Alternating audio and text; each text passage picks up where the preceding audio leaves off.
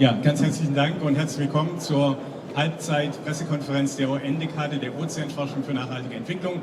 Und das hier wäre niemals möglich ohne die Messe Düsseldorf. Und begrüßen Sie mit einem großen Applaus Petros Michelidakis, der Direktor der Boot Düsseldorf, der sowohl Love Your Ocean möglich gemacht hat, wie auch die UN-Ozean-Dekade für Möglichkeiten heute. Petros, schön, dass du da bist.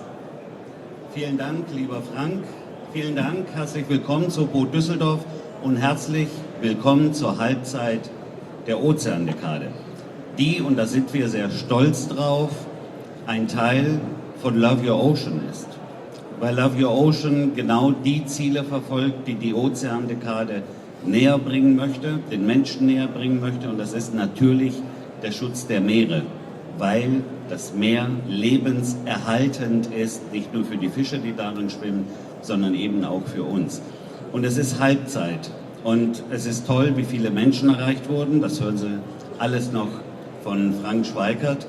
Und es ist vor allem toll, dass die Deutsche Meeresstiftung hier auf der Boot ist und genau dieses Ziel unterstützt, nämlich den Klimawandel so weit einzudämmen, dass die Nachwirkungen dieses Klimawandels nicht menschen- und Lebensraum zerstörend sind.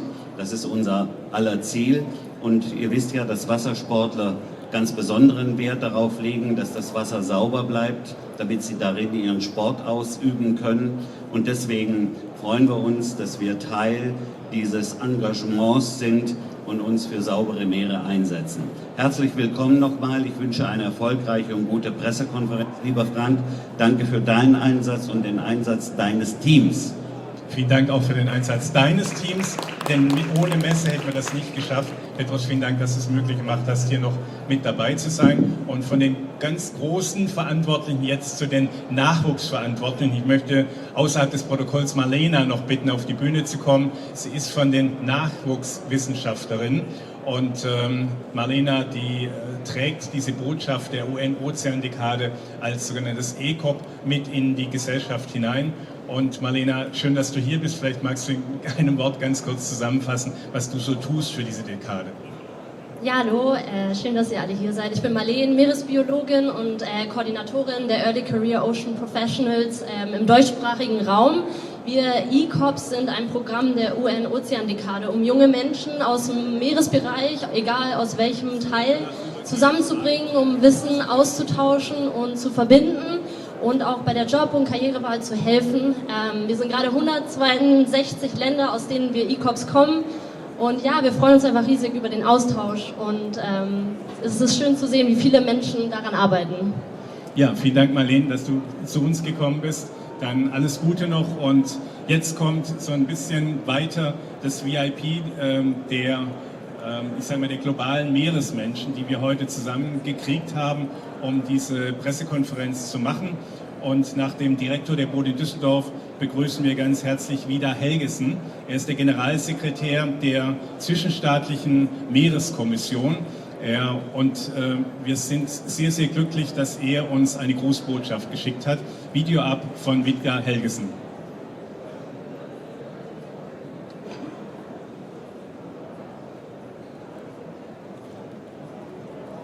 Dear ocean lovers, let me start by thanking Frank Schweikert and the German Ocean Foundation for inviting me to speak at this celebration, midpoint of the UN Decade of Ocean Science for Sustainable Development at Boot Düsseldorf 2026. I'd also like to thank Petros Michelidakis and the Boot Düsseldorf team for their strong support for the Love Your Ocean initiative. This is an initiative made possible by a wide range of partners, exhibitors, civil society organizations, businesses and ocean users contributing to Love Your Ocean and to the UN Ocean Decade. Boot Düsseldorf is a unique global meeting place for water sport, businesses, innovation and civil society, a community very much driven by passion for the ocean. Love Your Ocean is a strong supporter, a long-standing supporter of the Ocean Decade, with a structure of 7 interactive islands designed around 7 Ocean Decade outcomes. This community matters because sailors, surfers, divers, ocean racers, foilers, they're often the first to see what is going on with our ocean, on the surface, below the surface, along coastlines, the changes that are happening and that are happening at an ever faster pace.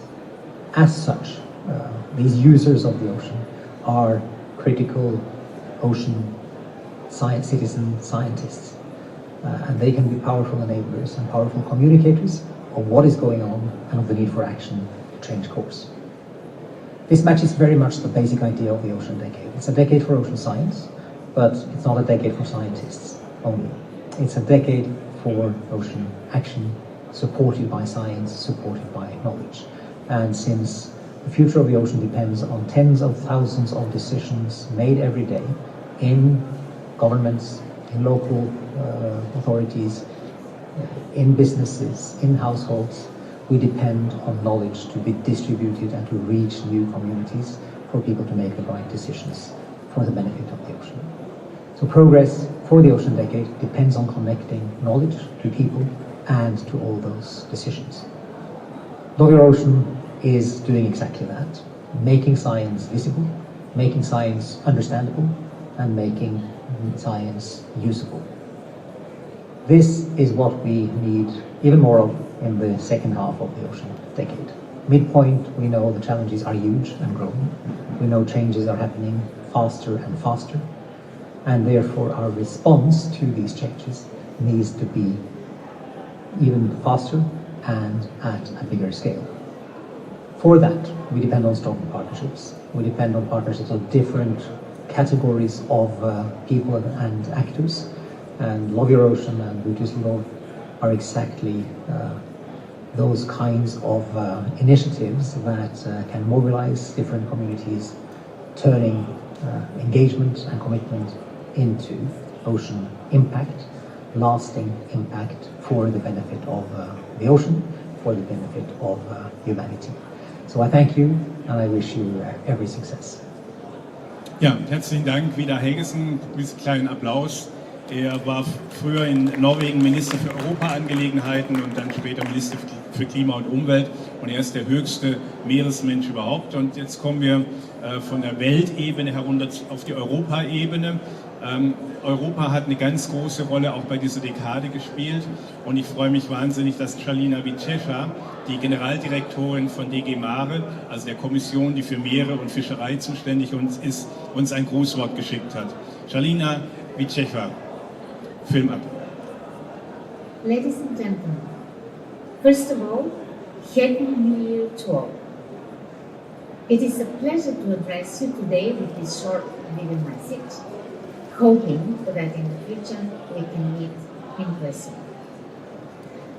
I would like to briefly present you a beacon of hope for our blue planet, the European Union's Ocean Pact, unveiled in June 2025.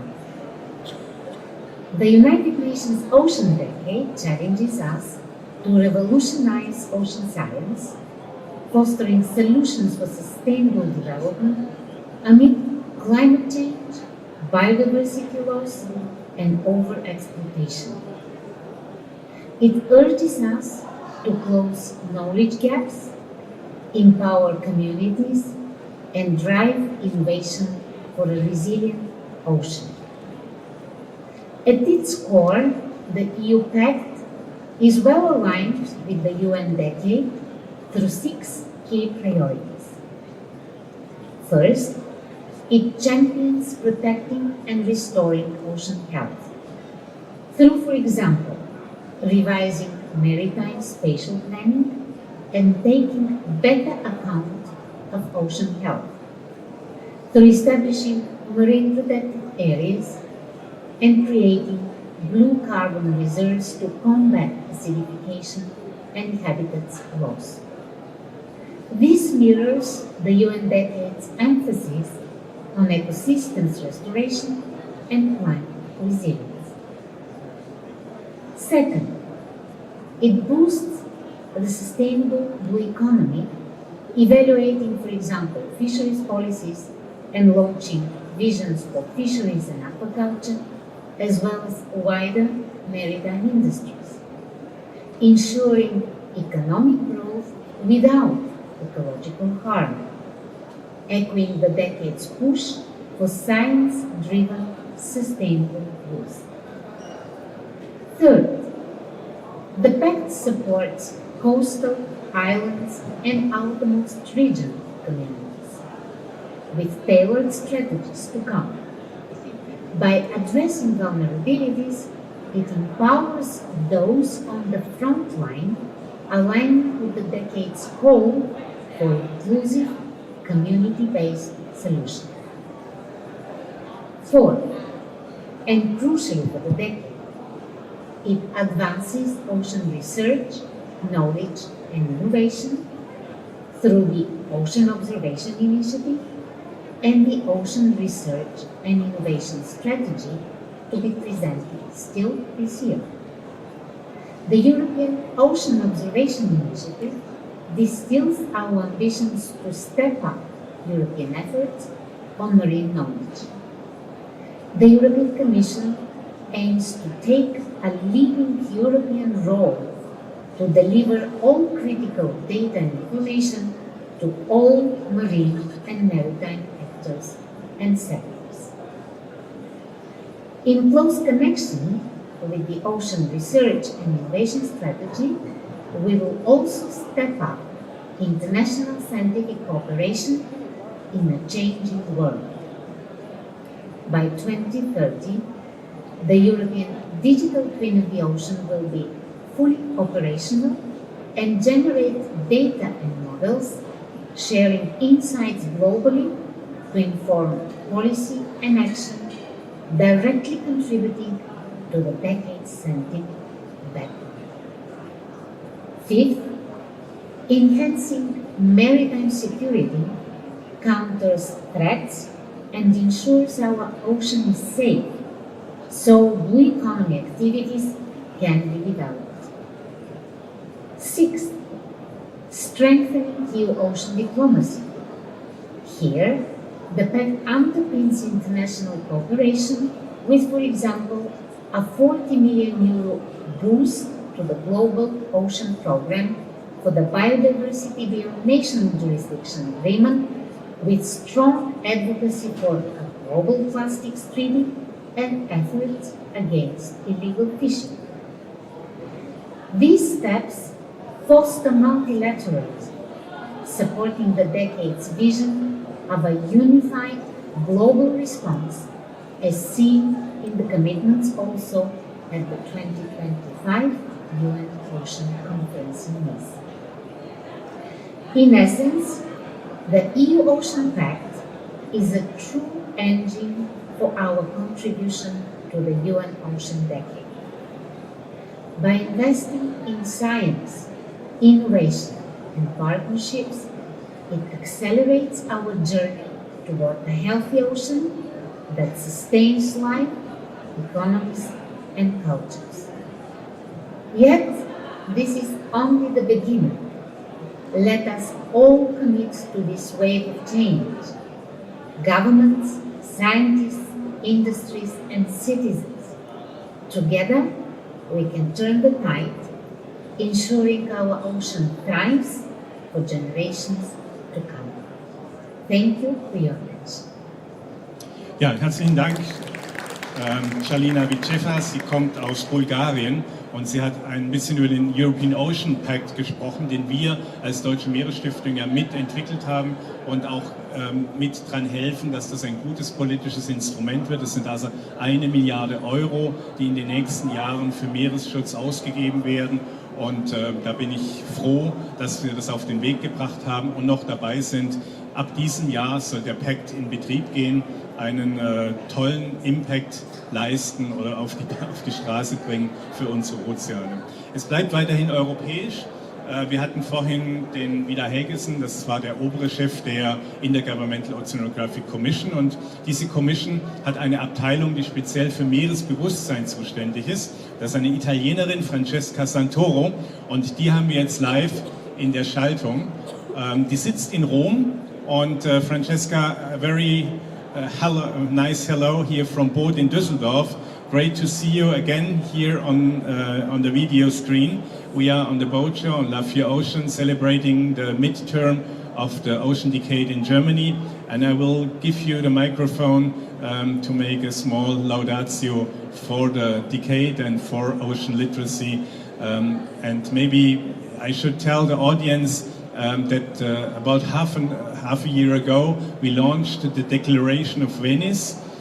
This is a declaration multiplying ocean literacy. Ocean literacy is Meeresbewusstsein. So the floor is yours, Francesca. Happy to meet you.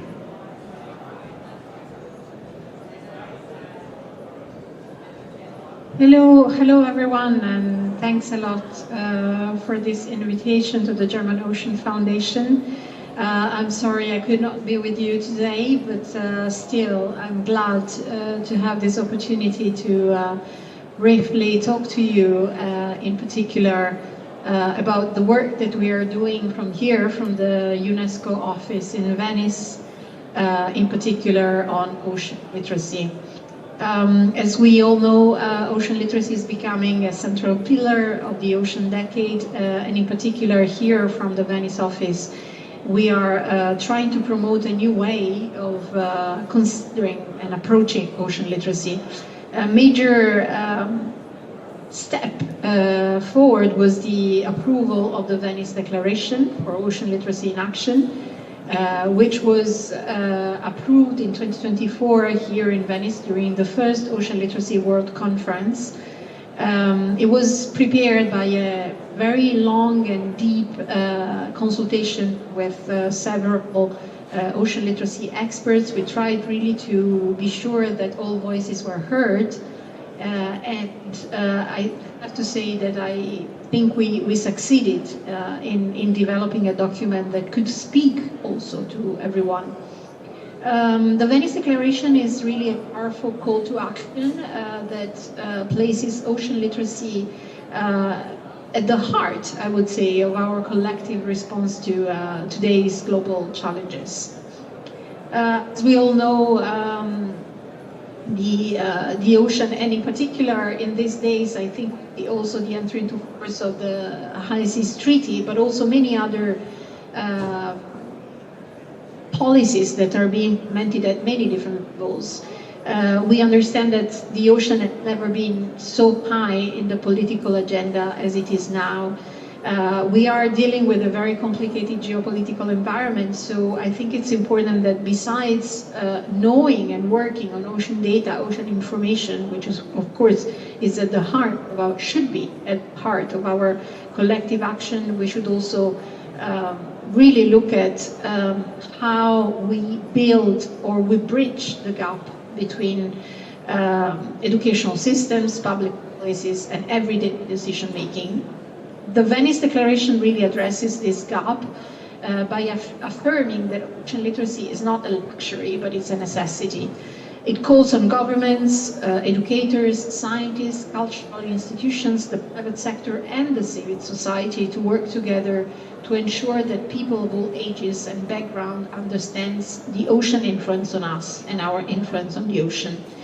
Very importantly, I would say the declaration expands the concept of ocean literacy beyond science education alone.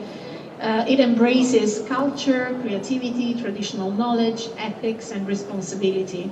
It also highlights the role of art, fashion, media, and storytelling, very importantly, as a powerful tool to reconnect people emotionally with the ocean and to inspire lasting behavioral change. The ocean literacy, the Venice Declaration also, of course, aligns closely with the UN Decade of Ocean Science for Sustainable Development, reinforcing the idea that knowledge must be translated to action and that action must be inclusive, interdisciplinary, and globally shared. At its core, the declaration invites us to rethink our relationship with the ocean, not as a distant resource to exploit, but as a living system that we are deeply part of. By investing in ocean literacy, we invest in informed citizens, responsible consumers, innovative leaders, and resilient communities. We invest in a future where sustainability is not an abstract concept, but a shared value and a daily practice. The Venice Declaration reminds us that the future of the ocean and thus the future of humanity are inseparable. and that future begins with knowledge, awareness, and most of all, with collective responsibility. Thank you very much. Thank you, and a big applause to Francesca Santoro, live from Venice, about the Venice Declaration. Now, jetzt gehen wir vom Mittelmeer noch ganz weit weg, nämlich in die Arktis, in die Antarktis. Und ich freue mich total, dass einer unserer Akteure von Weitere Ocean hier ist. Begrüßt mit einem Applaus Mathieu Balorge von Under the Pole. Er ist der stellvertretende Direktor. Und herzlich willkommen hier auf der Bühne. We do it in English. Yes, please. So when you want to know more about Under the Pole, you can go to Weitere Ocean, and we produced the boat of you produced a video to welcome the midterm of the Ocean Decade. The floor is yours, Mathieu. Thank you, Frank. First of all, thank you to the German Ocean Foundation for inviting us here in Boot Düsseldorf. We are very happy to be here, and thank you again for this opportunity. So, Under the Pole is an underwater scientific exploration program founded in 2008 by Emmanuel and Guilain Bardou, that you will see on screen in a moment. And we are currently focusing on our deep life research program, endorsed by the Ocean Decade for Sustainable Science and Ocean Preservation. Deep Life program is focusing on the mesophotic area of the ocean. Mesophotic zone is between 30 and 200 meters deep. And specifically in this area, we are studying marine animal forests, an ecosystem which is very unique, but still very unknown. Our expedition boat is currently in Antarctica, where we are partnering with Malaysia, Team Malaysia from famous German skipper Boris Herrmann. His boat, the Malaysia Explorer, is with our sailing boat, the Y. And this expedition is about raising awareness on the Antarctic protection, especially about Domain 1, protecting marine area that is still under negotiation for many years, that we are trying to push to finally established. I think we have a video coming from the boat directly that we will play to explain you more in details what we are doing there. Thank Big you. applause to Mathieu, and start the video. Thank you. Hi everyone, we are Under the Pole.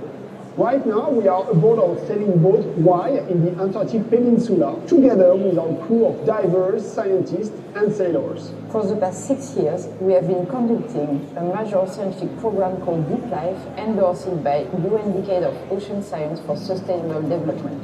It focuses on the study of marine animal forests and has led us to explore regions all around the world, from polar areas to the Mediterranean Sea and the Caribbean. But this expedition to the Antarctic Peninsula is our biggest challenge yet. We are living almost autonomously for 3 months in one of the most remote places on Earth, carrying out technical dive down to 100 meters in ice-cold water. Our goal is to deploy scientific protocols to reveal and study this unknown and unique world. Marine animal forests are ecosystems built by animals that live fixed on the substrate, such as sponges and corals. These organisms create complex structures that modify environmental conditions, providing shelter and food for many other species. They play a key role in ocean biodiversity, and this is the reason why they need to be protected. Despite their inaccessibility, these ecosystems are under threat. Climate change and pre-harvesting are disrupting marine life and unbalancing these fragile systems. That is why we work to ensure that our scientific results have real impact. Through awareness and advocacy, we support the creation of VMEs and marine protected areas in order to protect these areas. Thank you for your time. You can follow the progress of the expedition on our social media channels. Bye! Bye, and thanks for this nice live contact. So, diese Aufnahmen wurden vor wenigen Stunden aufgezeichnet in der Antarktis und speziell für dieses Meeting hier überspielt. Von der Antarktis wieder zurück nach Deutschland, beziehungsweise wieder zurück in die Welt. Wir werden gleich unsere ganzen Projekte vorstellen, die der Deutschen Meeresstiftung, und eines der größten, impactvollsten Projekte ist ein Projekt, das wir zusammen mit Tauchern gemacht haben, nämlich mit Scuba Schools International. Und begrüßen Sie mit einem großen Applaus Franziska Rode, die Global Marketing Managerin, die unser Citizen Science Projekt mit angeschoben hat. Franziska, herzlich willkommen. Hallo, herzlichen Dank. Ja, also SSI sammelt schon seit sehr, sehr vielen Jahren mit der App bzw. mit unserem digitalen Logbuch ganz viele Daten, die unsere Taucher bei ihren Tauchgängen alles so aufnehmen mit ihren Computern und so weiter. Das heißt, die Temperaturen unter Wasser, die Temperaturen über Wasser, aber auch Wildlife-Sichtungen unter Wasser, die Visibility, wie das unter Wasser ist, die Strömungen und so weiter. Das geben die alles bei uns ins Logbuch ein und wir haben diese Daten bei uns in der Datenbank und sammeln immer weiter und sind sehr froh, dass wir diese Daten jetzt auch sinnvoll weitergeben dürfen an das Citizen Science Projekt, damit sie diese Daten auswerten können und hoffentlich damit auch noch mehr Einblick kriegen, wie sich der Ozean, das Wasser verändert in den Jahren oder in den Jahren schon verändert hat und hoffentlich damit dann auch Lösungen finden können, damit es wieder besser werden kann. Herzlichen Dank, Franziska, dass du da bist. Wenn jemand mit Franziska reden will, nebenan ist der SSI-Stand. Sie ist also noch ein paar Tage hier und kann sowohl über das Citizen Science Projekt wie auch über SSI Auskunft geben. Und da drüben, wo die 3 Taucher über dem Love for Ocean Stand schweben, dort sind unsere Wissenschaftlerinnen und Wissenschaftler, die nähere Auskunft geben können, wie die Daten von den Tauchern dann letztendlich zu den Wissenschaftlern kommen. Herzlichen Dank, einen kleinen Applaus bitte auch an Franziska. So, dann bin ich jetzt dran, weil ich gerne diese 12 bis 14 Projekte, je nachdem, wann sie gerade genehmigt worden sind, der Deutschen Meeresstiftung vorstelle. Und zunächst möchte ich erwähnen, dass es 7 Ziele gibt dieser Ozeandekade, nämlich ein sauberer Ozean, ein gesunder Ozean, ein produktiver Ozean, ein vorhersehbarer Ozean, ein sicherer Ozean, zugänglicher Ozean und last but not least ein inspirierender Ozean. Und all diese 7 Ziele können Sie finden drüben auf Love for Ocean. Wir haben also virtuelle Inseln dort mit über 100 Partnern, die mit viel Leidenschaft Ihnen zeigen, wie Sie diese Ziele erfüllen können. Und es gibt zusätzlich zu den Zielen noch 10 Herausforderungen. Also eine ist ja vollkommen klar, dass die Meeresverschmutzung bekämpft werden muss, dass wir die Biodiversität und Ökosysteme schützen. Also wir haben ein Ökosystem mitgebracht, nämlich eines der, wie soll ich sagen, Shooting Stars im Ozean, nämlich die Seegraswiesen, haben wir drüben live aus der Ostsee. Wir werden die Weltbevölkerung ernähren müssen, also auch das ist eine Herausforderung.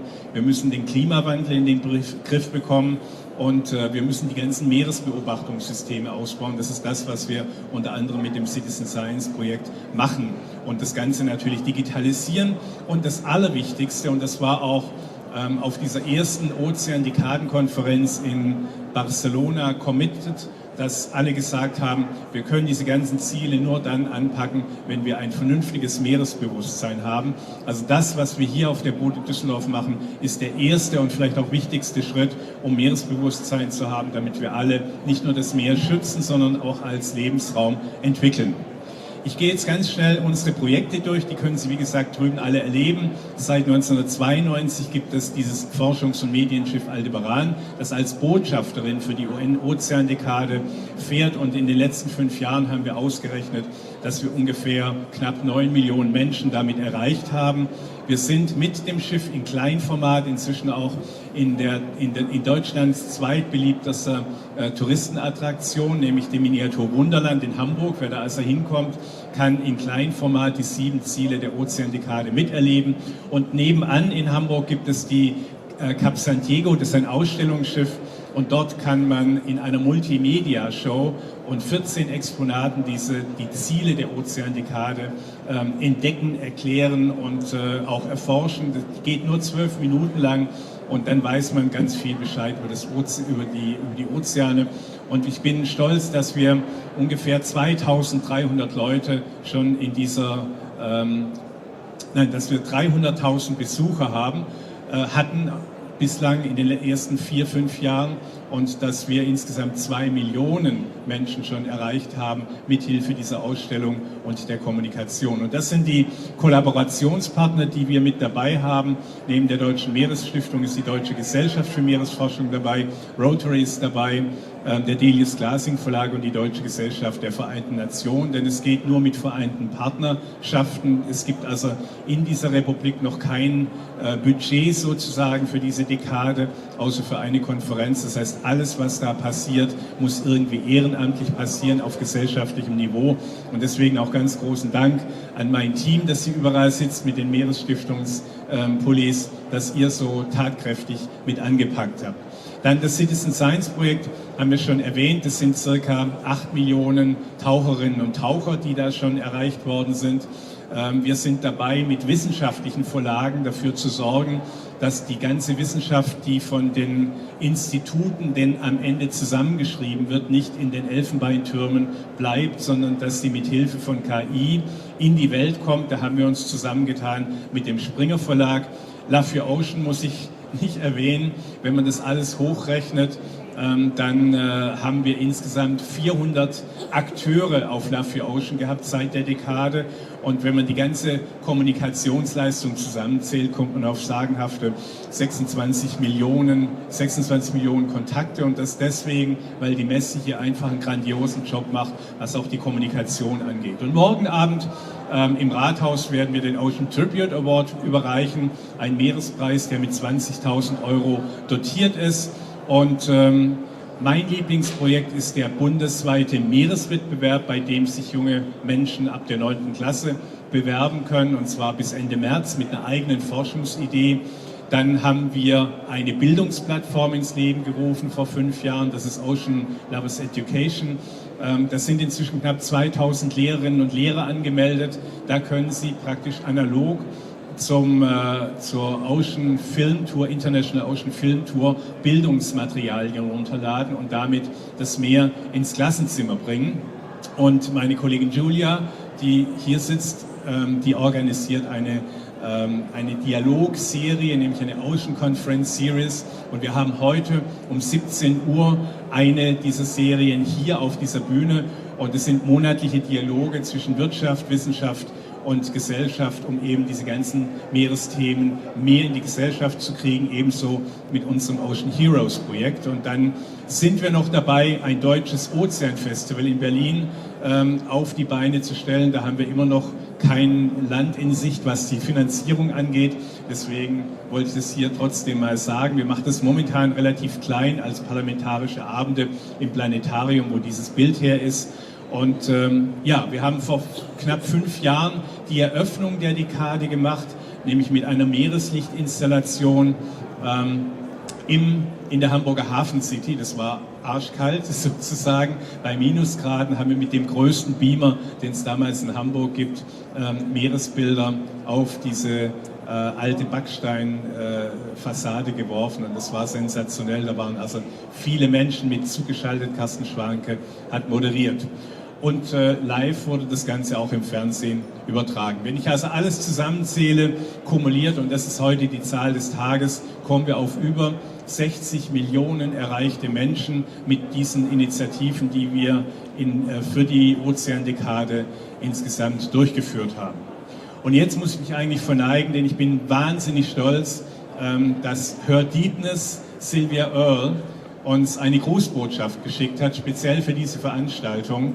Und danach gibt es den Ozean-Dekaden-Mutfilm. Das ist also der Film, den wir zur Eröffnung der Dekade gezeigt haben. Den haben wir noch mal ein bisschen erneuert. Und der Jetlag, die beiden sind hier, vielleicht mögt ihr ganz kurz aufstehen, haben für diese Veranstaltung, bitte Applaus für die beiden, den Film geschnitten. Also zunächst Sylvie Earle mit einem Grußwort, dann kommt der Ozean-Dekaden-Film, und damit möchte ich mich ganz, ganz herzlich bei euch bedanken, dass ihr heute alle gekommen sind und mit uns hier die Halbzeit der UN-Ozean-Dekade in Deutschland gefeiert habt.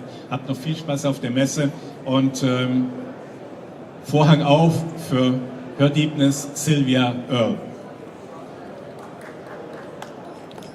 I've come with a message from the ocean to salute you, 21st century human beings, to think about how lucky you are to be here, now, armed with knowledge that not only did not, but could not exist until right about now, and perhaps the last best chance we will ever have to secure an enduring future for everything we care about, mostly our very existence, because of the chance we now have to use our individual and collective power to take care of the ocean. We're halfway through the decade of ocean exploration, understanding, care, to use our power to reverse this trend in the next 5 years from decline to recovery. Boot Düsseldorf is an example of people who are coming together to celebrate water sports, to celebrate how much it's fun to be out there in the ocean. But the greatest joy of all is to realize we have a chance to care for the ocean, to make that difference in the next 5 years. The German Ocean Foundation has been investing in this message throughout its history. Mission Blue, working with the German Ocean Foundation, and together, and with the other organizations, with individuals, with governments around the world, take this chance. It is unprecedented. Take the knowledge we have to use it to secure an enduring future for ourselves within the natural systems that make our existence possible. Bravo to you who see that and will get others to see that. This is a moment in time that wasn't possible until right about now. 50 years ago, we simply did not know what is now known. 50 years from now, even 5 years from now, we will have lost some of the opportunities that are right here before us. Bravo to all of you for doing what it takes. This is the time, a moment in time. Be grateful that we know what we know, and there is time to use what you have, what we all have, aligned to secure an enduring future for ourselves, for the whales, for the fish, for the ocean, for all of nature, for all of us. Thank you.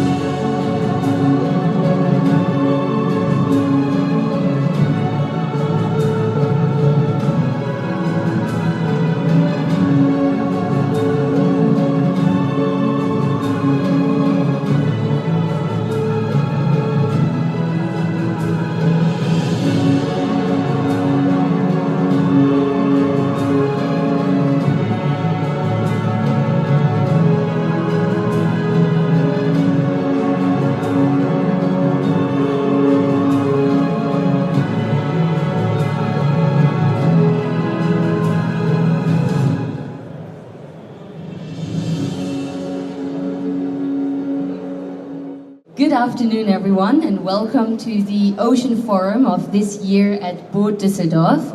As we start, I would like to extend my congratulations to Frank Schweikart and the entire team of the German Ocean Foundation for once again pulling together the Love Your Ocean exhibition that you can see just over there, and also the whole stage program we have throughout the whole week on this stage. 10 years, 10 challenges, 1 ocean. And only until 2030 to deliver the transformation we collectively committed to. We are at the midpoint of the United Nations Decade for Sustainable Ocean Science and Sustainable Development. Human well-being and the planet's ecosystem are intrinsically linked to the health of the ocean. They cannot be separated, they must exist in harmony. As the Stakeholder Coordination Officer at the Ocean Decade Coordination Unit, which sits in the Intergovernmental Oceanographic Commission of UNESCO, I see every day how powerful collaboration becomes when we bridge disciplines across sectors and communities.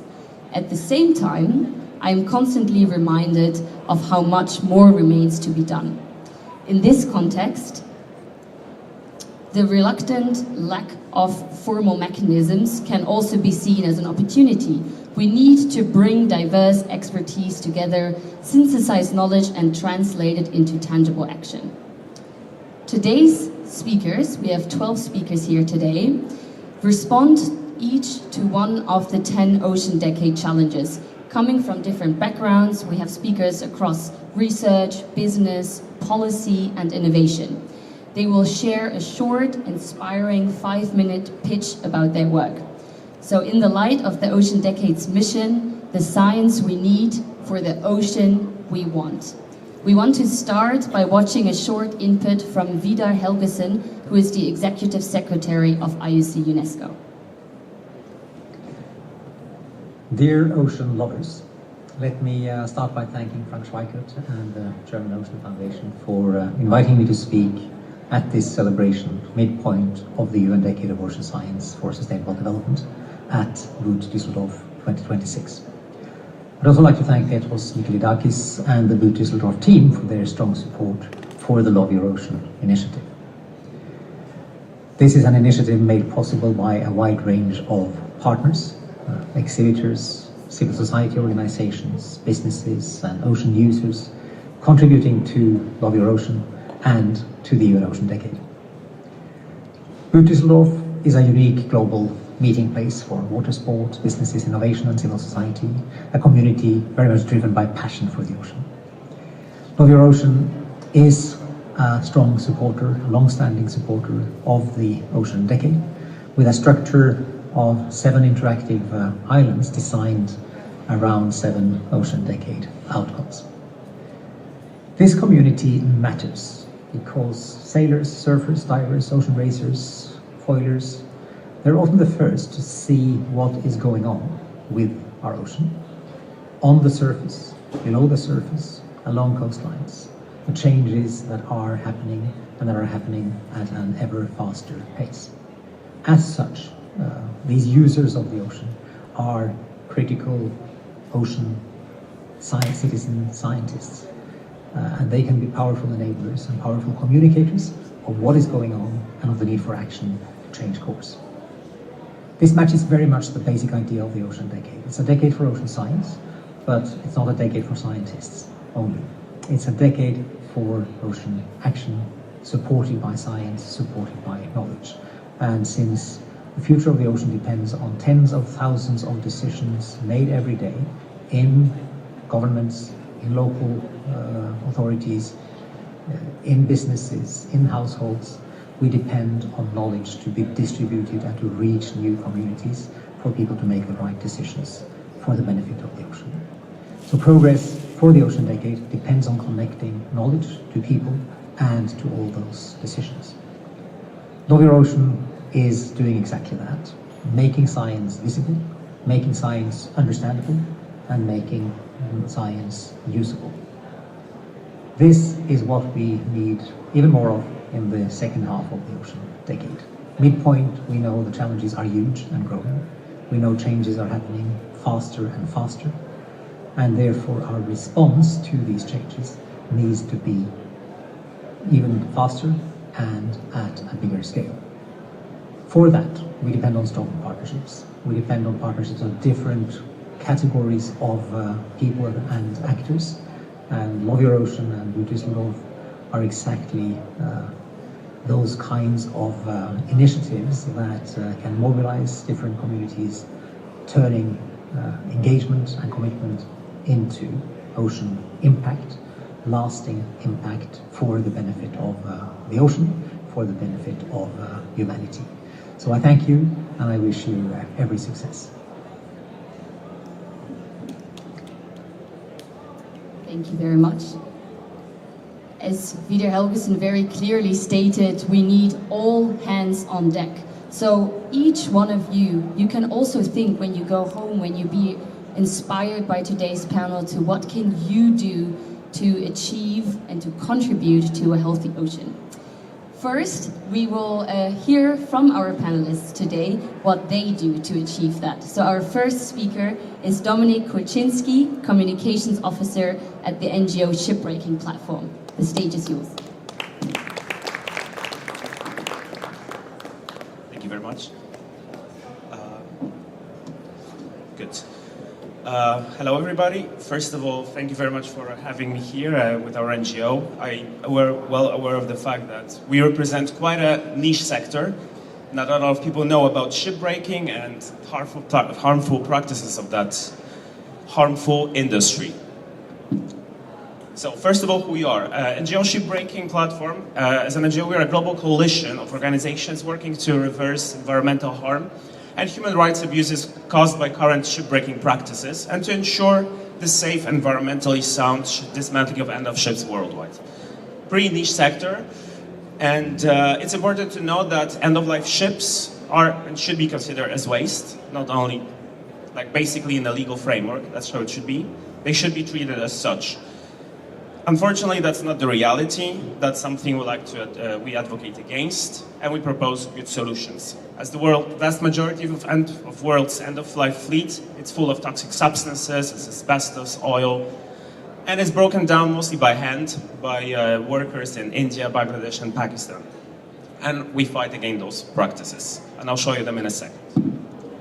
So basically what's happening, big industries based in the West and also East Asia, big, large marine goods transporting companies, they own a lot of ships. At the end of their lives, they have to be treated somehow. Problem is most of them are treated on 3 beaches in Bangladesh, Pakistan, and India, directly on beaches by a process called beaching. So since 2009, I'm not sure, maybe those numbers already went a bit higher, we had more than 8,000 ships beached. And since this, as I said, is a dangerous practice, we constantly witness deaths and serious injuries happening there. Almost around 500 and more than 500 injuries for the last 16 years.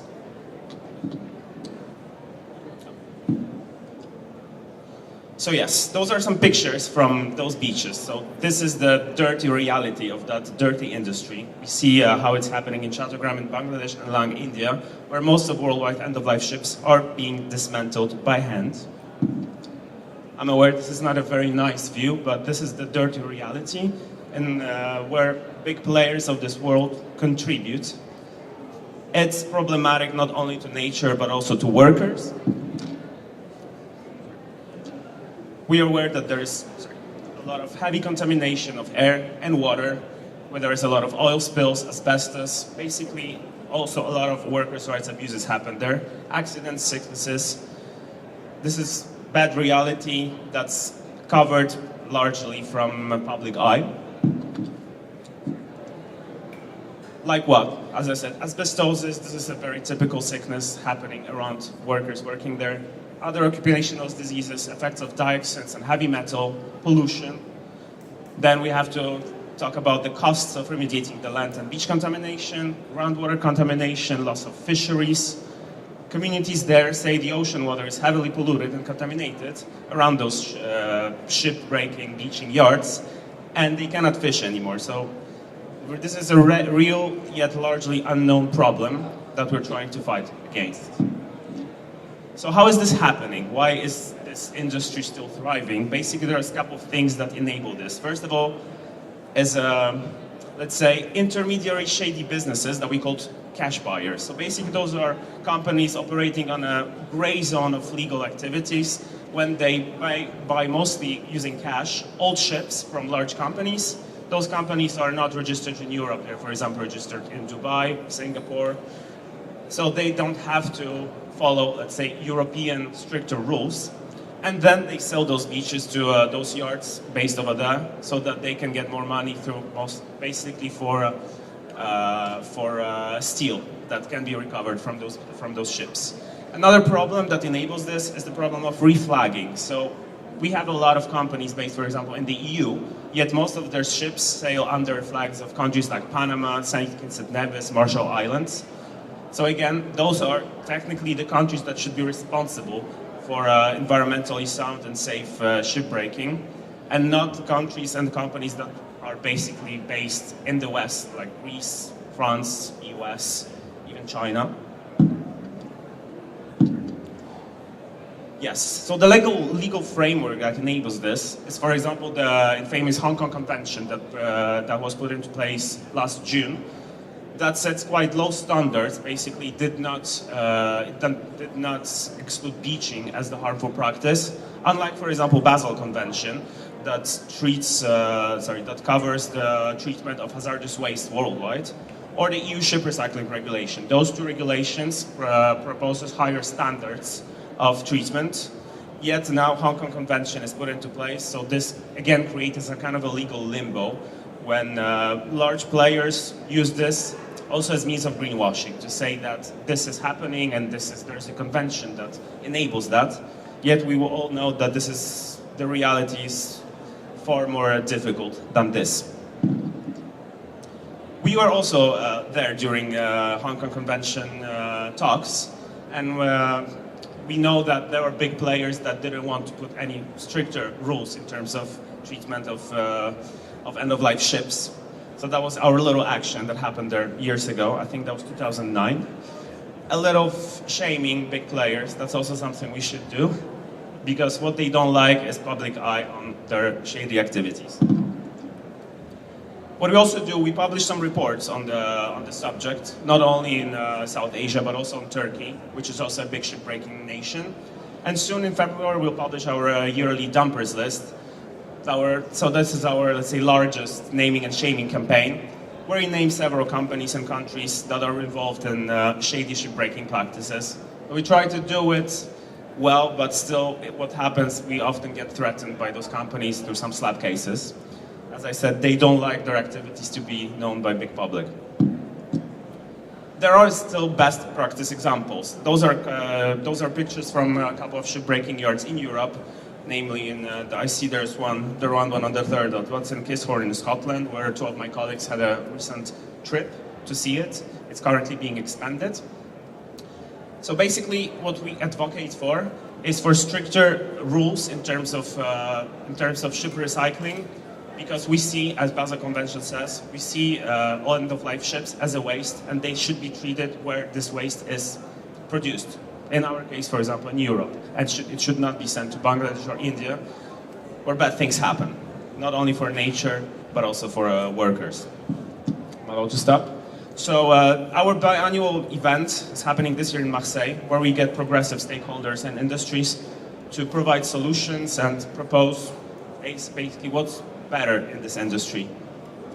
And this is our circularity vision, when we see how things could work in the future, where circularity is put in place, and the nature and workers do not pay price for shady practices that we fight against. Thank you very much. Thank you very much, Dominic. A lot of us, I think, do not know what happens behind the scenes, so this was very enlightening. Our next speaker is Alisa Turkov, Head of Communications Department of the Senckenberg Ocean Species Alliance in Germany.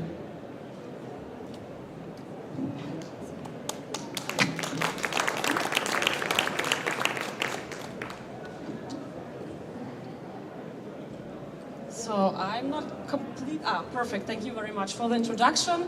Let me show you today how giving unknown species a scientific name might help them to get protected from extinction, in this case from deep sea mining. This is not working very well.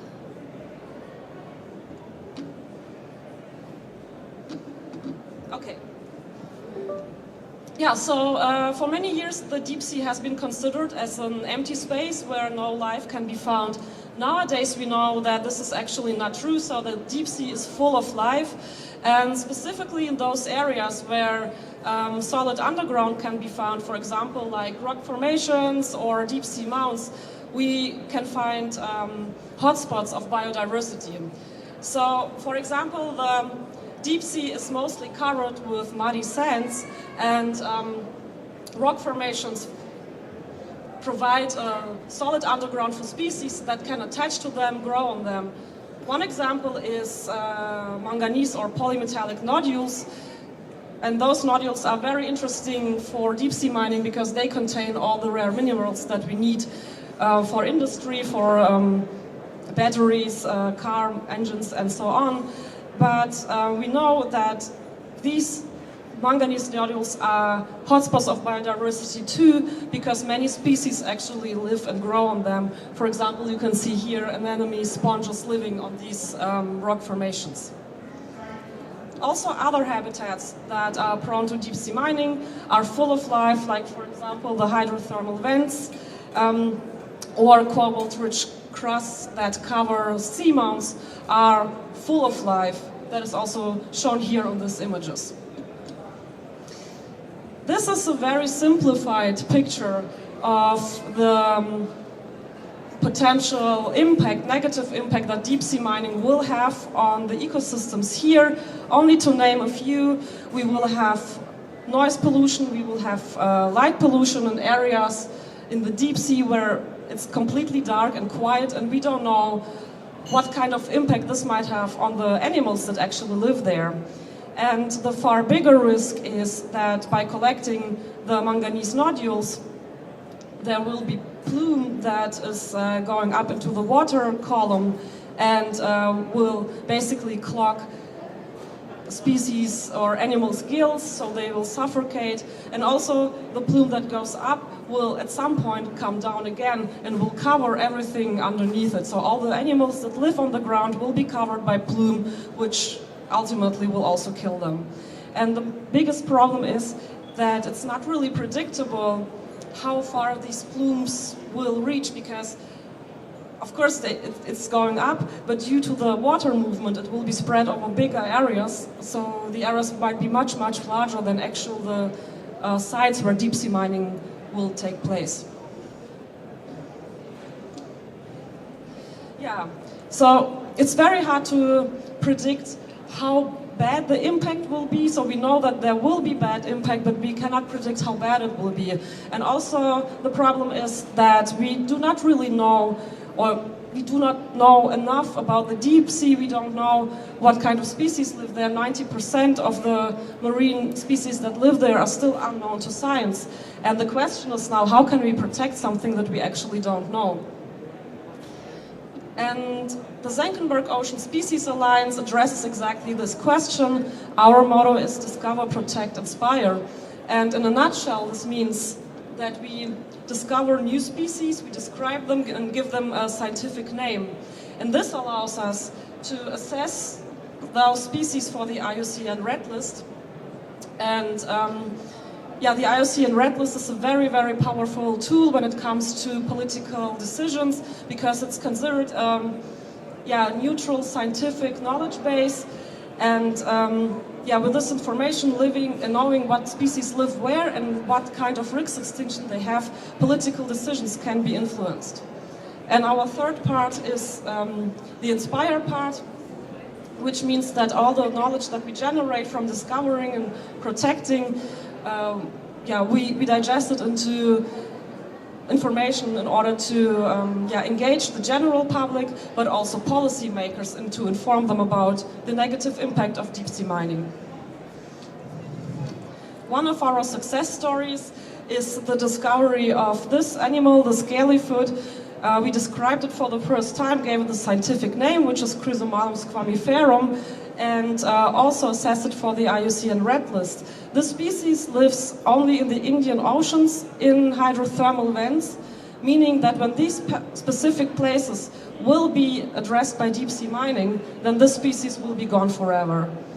And we have multiple of these examples. We have tomorrow I have a talk at 11 also here. If you want to learn more about the negative impacts of deep sea mining, then yeah, please come to see me there. And that's it. Thank you very much. Thank you very much, Elisa.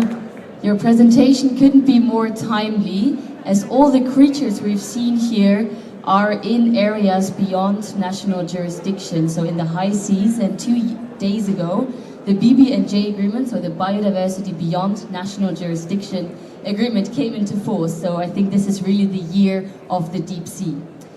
I'm happy to announce our next speaker, Aishigil Chil, Program Manager and Consultant at Marine Life Conservation Society. The floor is yours.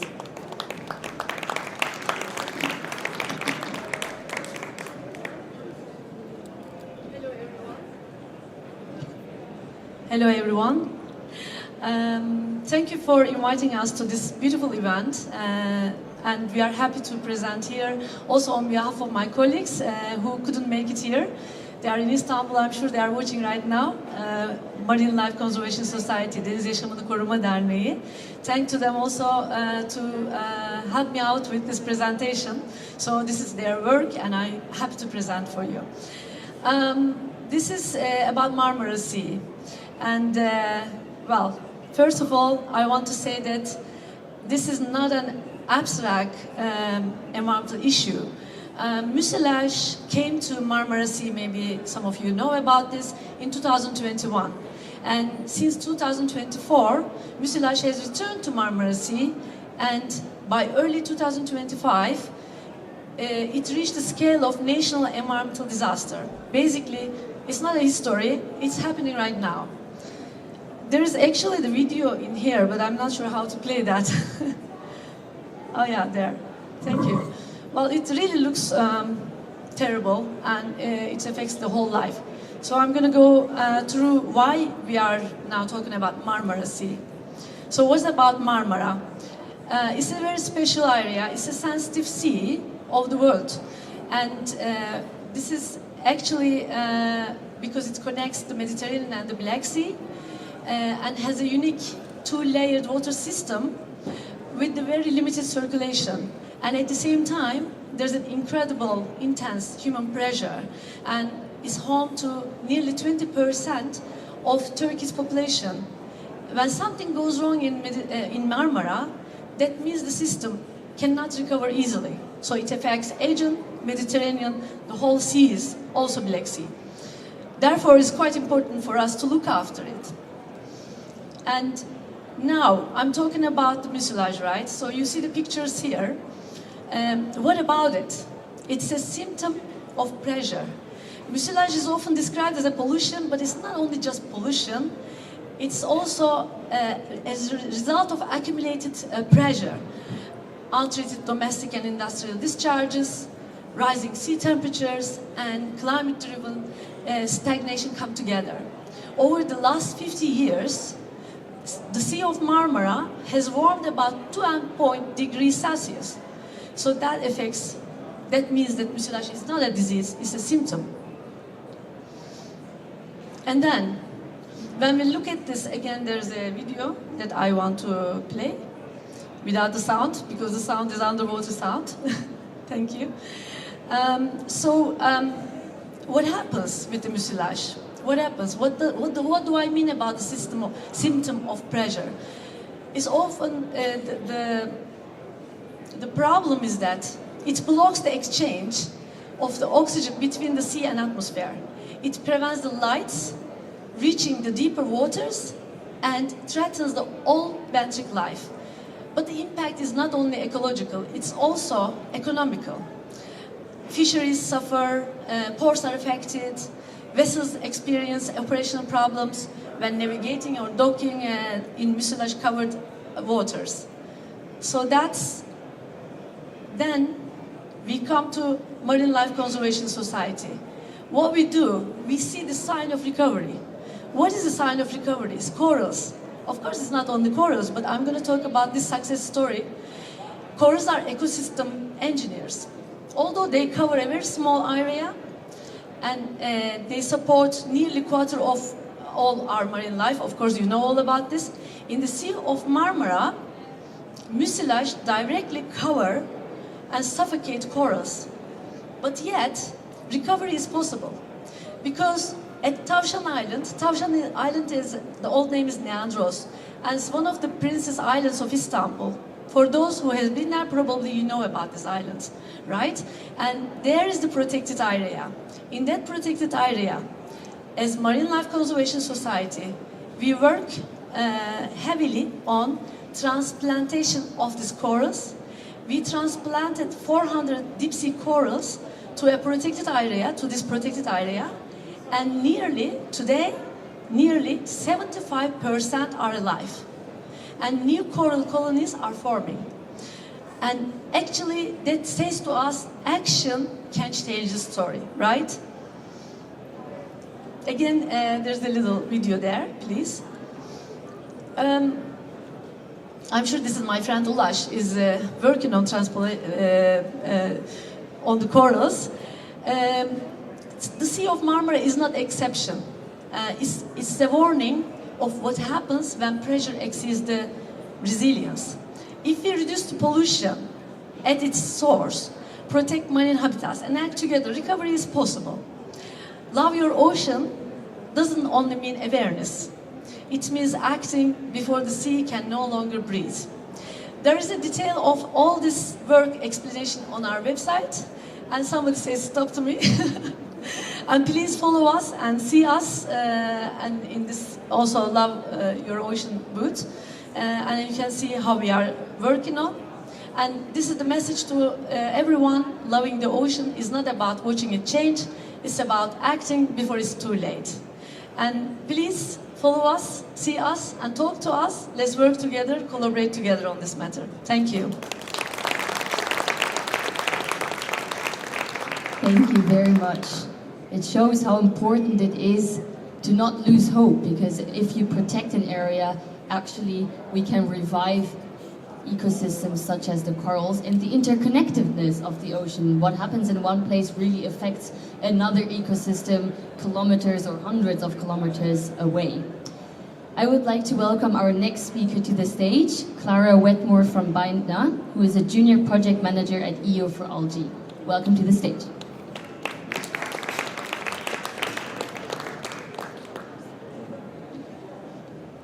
Yes, hello, and thank you very much for having me. So I'll be talking about something rather dear to me, but maybe unknown to some of you. Specifically, that's algae or seaweed, and in the context of Europe, because in Europe we actually want to grow a sustainable algae industry, and I'll tell you a little bit more about that. But first, before coming here, I did a little bit of, let's say, research to understand how boat people might see algae and what that means to you. And nothing particularly positive, it turns out. We hear things like complaints of stinking algae, or even that there are safety concerns around it. And then, of course, my personal favorite is this one. This is not a hull, it is an algae cultivation. So I've seen many shiny boats today, and I don't think there will be a lot of people who would enjoy seeing them covered in algae. I think if we go to our neighbors in the diving section, they might have a positive view of algae, but other than that, it's fair to say people don't think about it very often, or if they do, they have a mostly negative image of algae. I'd like to change that though for you, and I'd like to offer an alternative headline. In this image you see a Hafenalgen project in Kiel in Germany, and what they've chosen to do here is in the off-season, so in winter when all the boats are out of the marina, they've chosen to actually take this space and grow seaweed. Not on boats, of course, but on ropes, and the reason they're doing that is actually because seaweed has many very interesting uses, and you might know it from sushi, these kind of things, but there's a lot more we can do with it.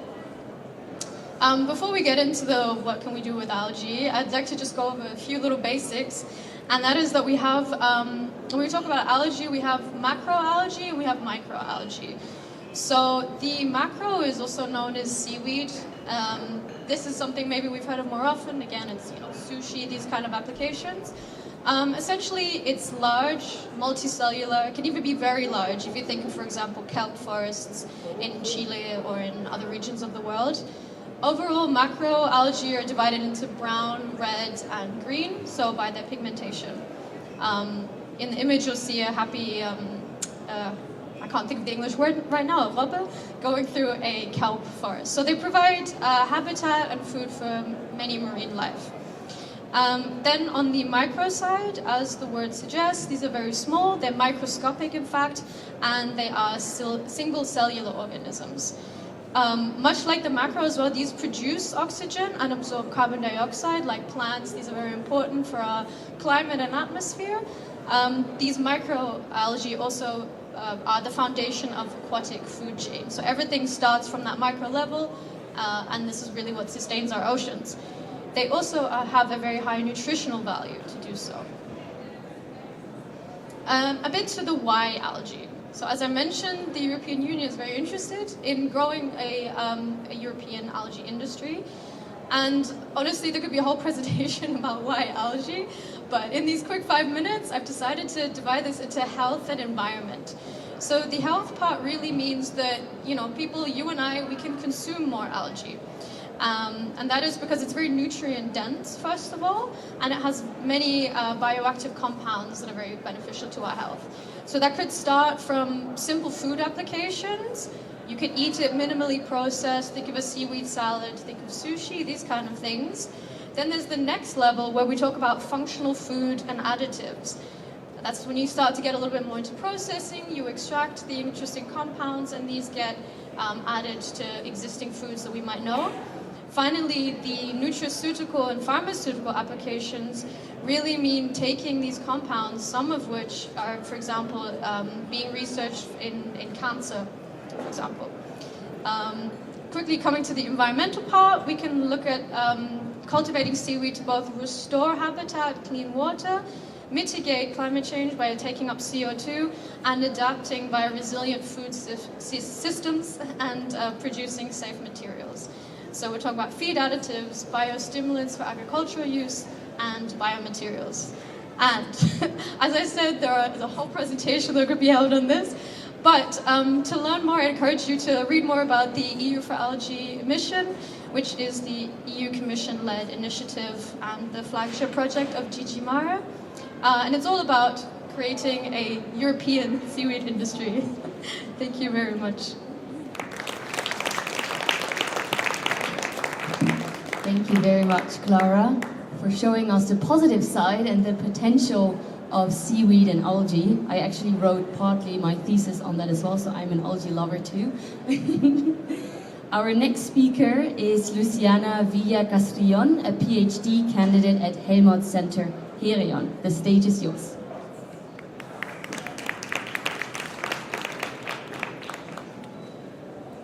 Yes, hello everyone. First, thank you for having me. Today I'm going to talk briefly about what I've been doing during my PhD thesis, and which I have developed under 2 European projects, Rescos and Edicho. I also want to thank my co-authors of the work today. And yeah, let's begin. It takes a little bit of time. I'm not sure where I need to point.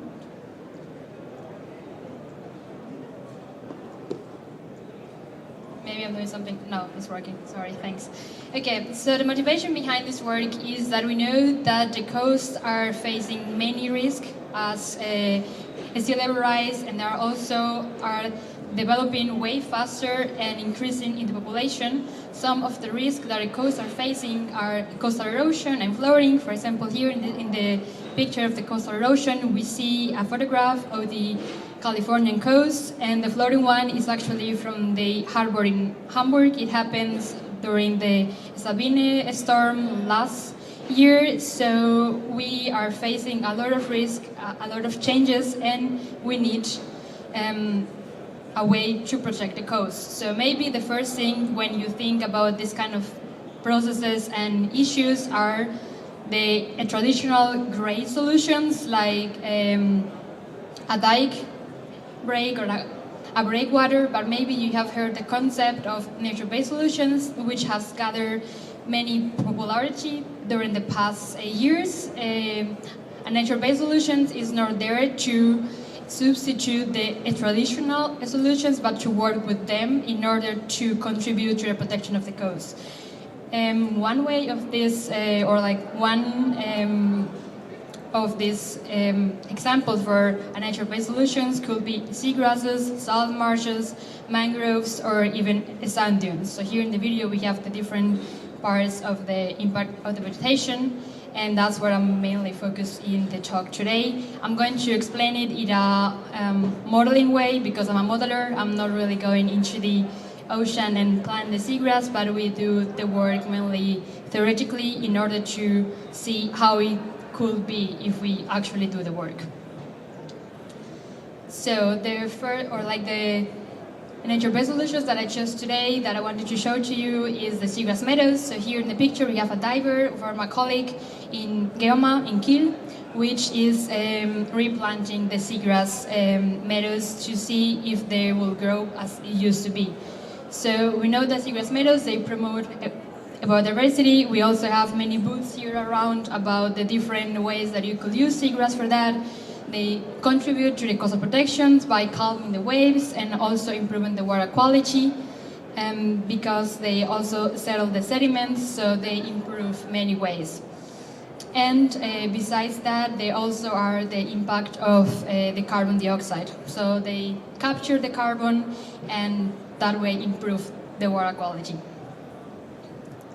As I mentioned, I'm a modeler, so I'm trying to explain my model to you. What we do is we take the water levels and the waves, and then we combine it with a coastal model. Well, we are planting the seagrass, and then we do experiments with and without. So we compare what will happen if we don't have seagrass at all, and what will happen if we have a seagrass, and then we make this for different time scales in the future, in the past, and assess the potential and the benefits of the seagrass. And for that, we have been doing this approach for many different areas around the world, so in the Wadden Sea, in the Adriatic Sea, in the Black Sea, and in the Ghana coast. In the Ghana coast, we have implemented the mangroves.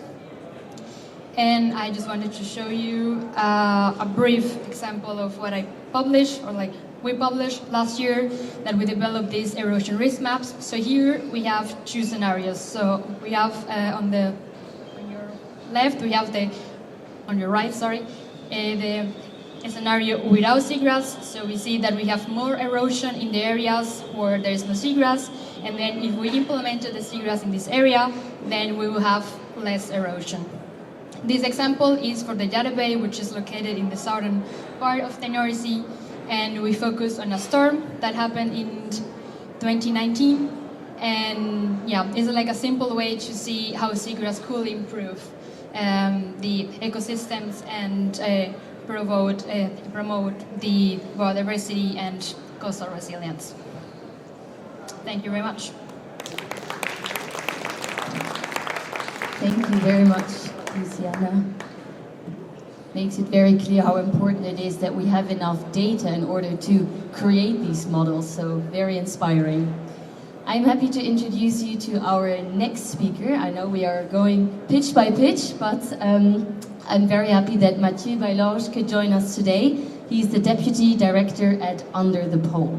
So welcome to the stage.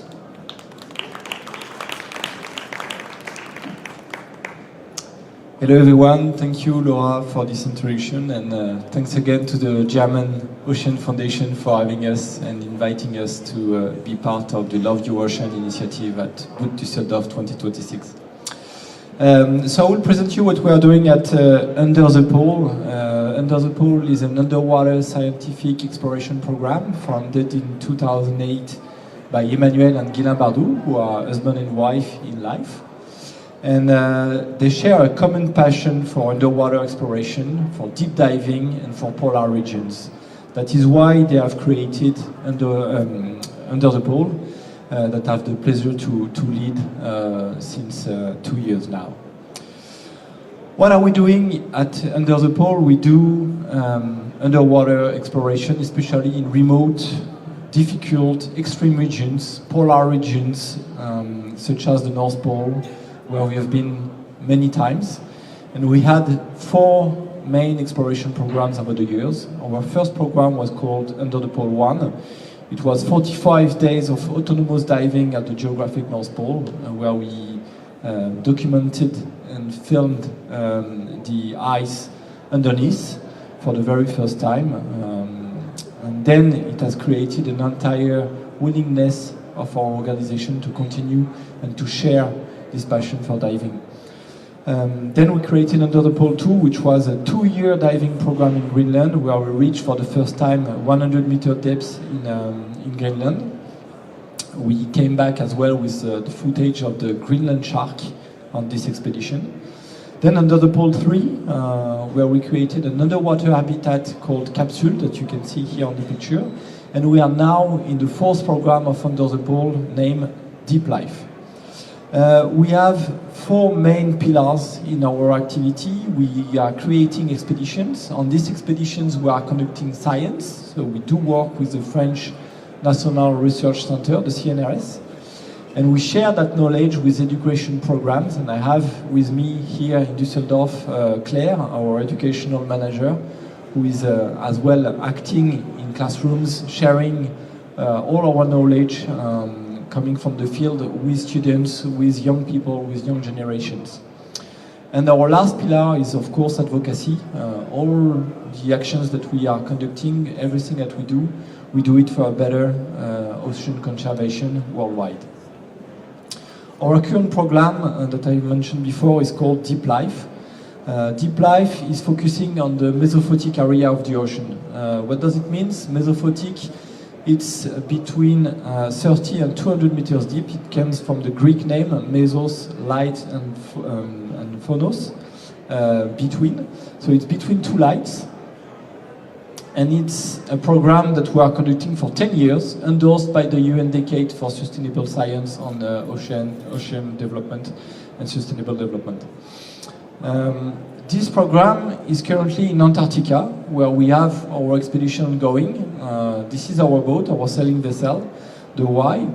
But we are not alone on this expedition. We have an entire team, including a team coming from Germany, because we have the pleasure to collaborate with Boris Herrmann, Team Malaysia, and especially with his sailing vessel, the Malaysia Explorer.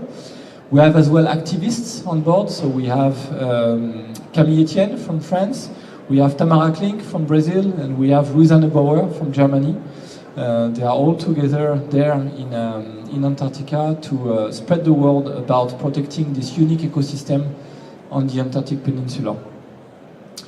What are we doing? As I mentioned in the introduction, our specialty is deep diving in extreme conditions, especially in polar conditions.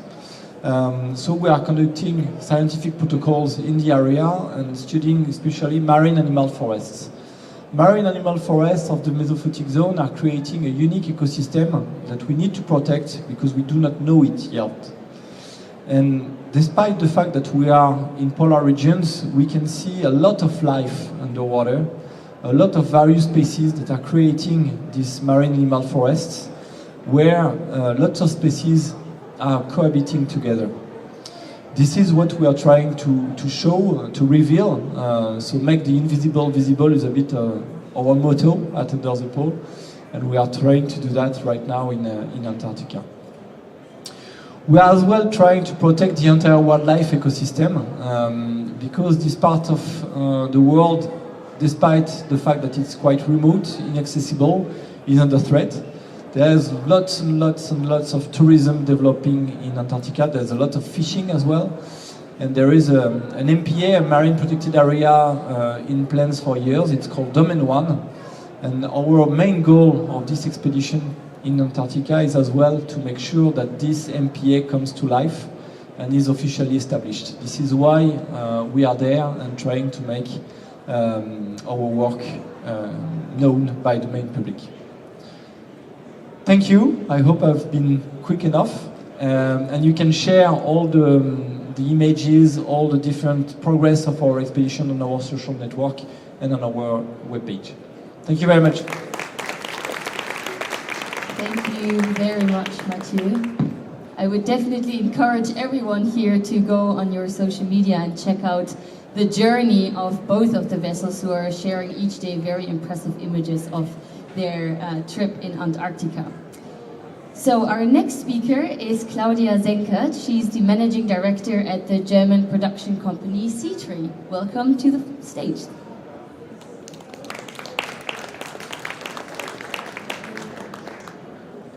Thank you. I am very humbled to be here amongst these amazing scientists. I'm not one of them. I barely made it. I am much better talking about how awesome nature is and how awesome biology is than actually doing the research. And I would like to address what I think is one of the biggest problems that we have in ocean conservation. And that is that the ocean is invisible. Like Mathieu just said, we have to make the invisible visible. But don't take it from me, let's look at the numbers. We have over 8.1 billion people in this world. If we're being optimistic, about 8 million of those are scuba divers and certified divers. We have another 24 million people who are active snorkelers and are enjoying the underwater world. And we have about 10 to 20,000 of you amazing people who are diving for scientific purposes and research. But in the end, that still makes less than 1% of the global population. And the problem that we have with ocean research and ocean conservation is that it is just inaccessible to everyone. And we all try very, very hard to communicate the beauty of the ocean and the ocean life to people. There's documentaries on it, you have amazing images here to show, but it's not enough. How do we get people to really see and experience an ocean? Because if 8.1 billion people pitch in, we're going to be so done with trying to save it in no time if we just get people to do what they need to do. And this is to fall in love with the ocean. Because humans have one fault, they only protect what they love, right? So how do we get people to care about something that is not visible to them? I've tried it in a certain way, and this is by creating the world's first mixed reality experience. Mixed reality is not virtual reality, so people do not get sick, they don't get motion sickness, but we've created the first experience that's called Ocean Contact, which will bring the ocean to the people in their homes, in schools, just in the authentic, non-gamified version that the ocean actually is, pure magic in itself. What does this look like? It looks like this.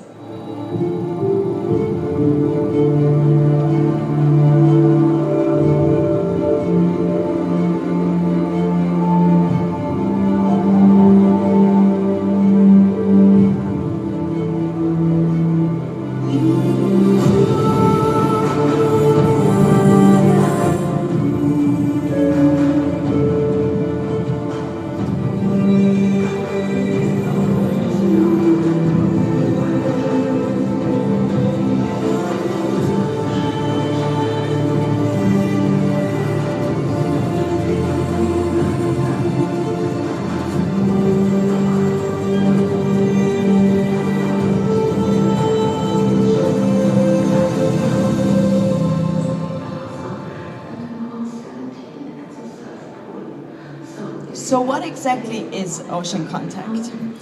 Ocean Contact is a mixed reality experience that, if I'm done with it, everybody can do it in their own homes, in schools, museums, aquariums, in cultural institutions, and it will offer complete immersion, which means that you can come face to face with life-sized photorealistic marine animals in a safe and comfortable environment. Because the ocean has another problem. It is dark and it is cold. And that means most people, even when they're diving, are much more concerned with the physics of diving than with enjoying the beauty that is happening around them. So what we're doing is we're bringing the ocean in its authenticity to the people at home. So you can sit on your couch, you can have your coffee, you can share it with your family, and you can see these animals right there by your side Instead of your walls, you will see windows into the ocean. What we're also offering is an authentic soundscape, because what I always hated in aquariums is that elevator music that everybody sees and then you can watch the fishes. Well, now we've employed an audio engineer to attach the original underwater soundscape to those animals so that it is a complete immersive experience. And we offer an interactive experience, which means that you can actually take these animals out of the wall. You can look at them in detail, you can zoom in and out, you can ask all the questions that you want, or you could just enjoy it. So I brought it here with me. We have a small showroom that will be here today and tomorrow. I'd be happy to talk to you about this experiment and about this ocean contact experience.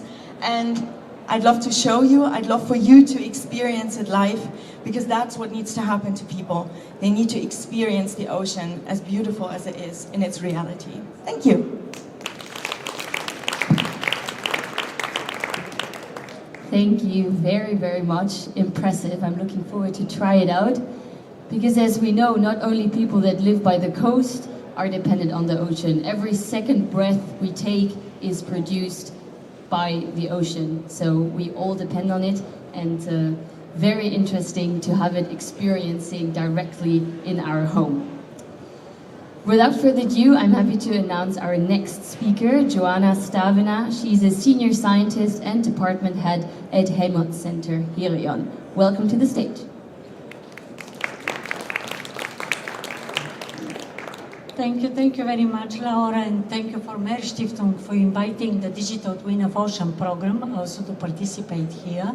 We have heard a lot about observations, about models, about visualizations, about computing, about decisions. We need to make decisions, and these decisions, they have to be made now. But why? Why do we need digital twin of ocean? What is the digital twin of the ocean? The triple planetary crisis refers to the three main interlinked issues that the humanity is currently faces, namely climate change, pollution, biodiversity losses. The ocean, our ocean, is severely affected by these issues. But from the other side, the ocean can provide a smart solution for this crisis. Therefore, we need to act, and we need to act immediately. This is why the UN Ocean Decade Program Digital Twin has been established and endorsed under the UN Ocean Decade in order to integrate all knowledge, all observation, society and stakeholders toward immediate solutions. But what is the digital twin of the ocean? It is emerging and novel technology, but maybe many of you are not aware of what is the digital twin of the ocean. In general, the digital twin of the ocean is an interactive replica of the ocean. But what is very important, it integrates in a smarter way the different observations, satellite observations, in situ data, the citizen science data. It integrates multidisciplinary modeling tools with artificial intelligence. Why do we need artificial intelligence? Because we need immediate solutions. The decision makers, the stakeholders, the industry, they cannot wait for months for their solutions. They provide their what-if scenario, and they need the immediate solutions. In such a way, the digital twin technology provides powerful tools for better decision making. The Digital Twin Program, D2, is endorsed by the UN Ocean Decade. This is an international program which is co-chaired by 4 persons. This is Marina Tunani from Italy, Spadin Becerra from Japan, Fei Chei from China, and me. The Digital Twin of Ocean provides a great opportunity to connect knowledge, to connect science and industry and stakeholder with the society.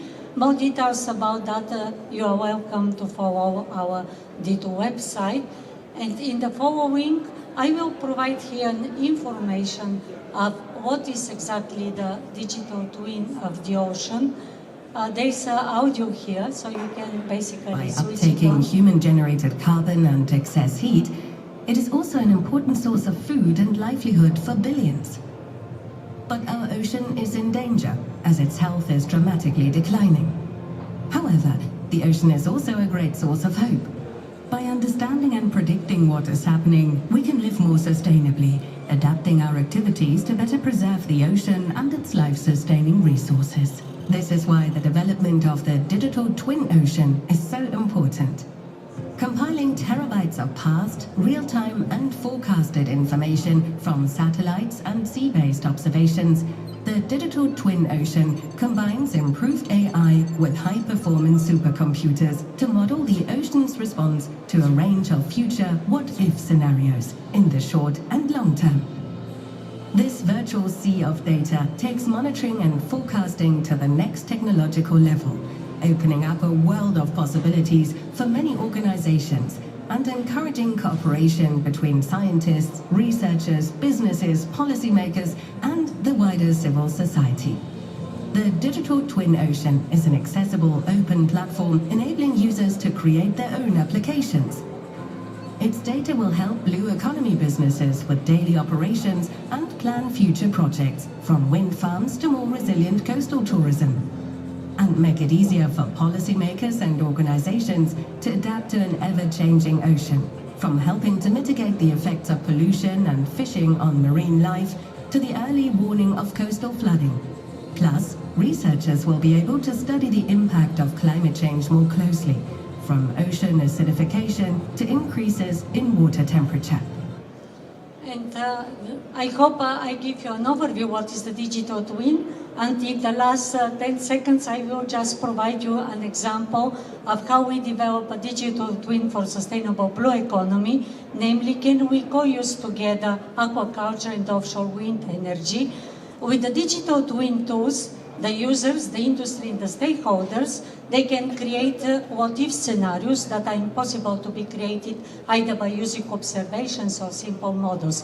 For example, they can decide whether or not they should plant offshore wind farm, or whether combine aquaculture, seaweeds, with offshore wind farm. And then come another user and ask, what is the environmental factor of that? What would change if I build seaweeds within the offshore wind farm?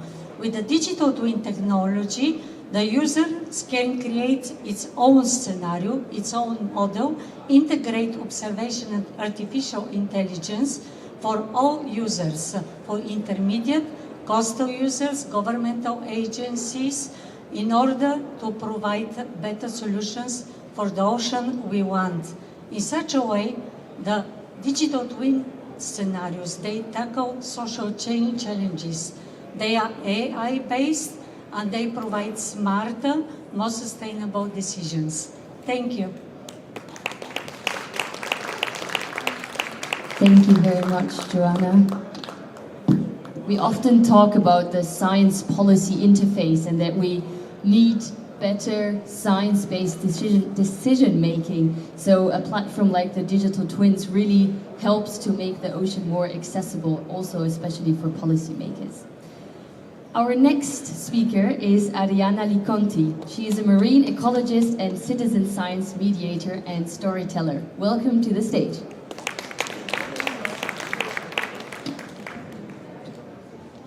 Thank you so much. It's an honor to be here. It's really lovely to be here in an environment that for me is quite familiar, which is the boaters, but then at the same time being in an environment which is very familiar, which are the scientists. So I'm going to talk a little bit about how we could collect on ocean and data altogether.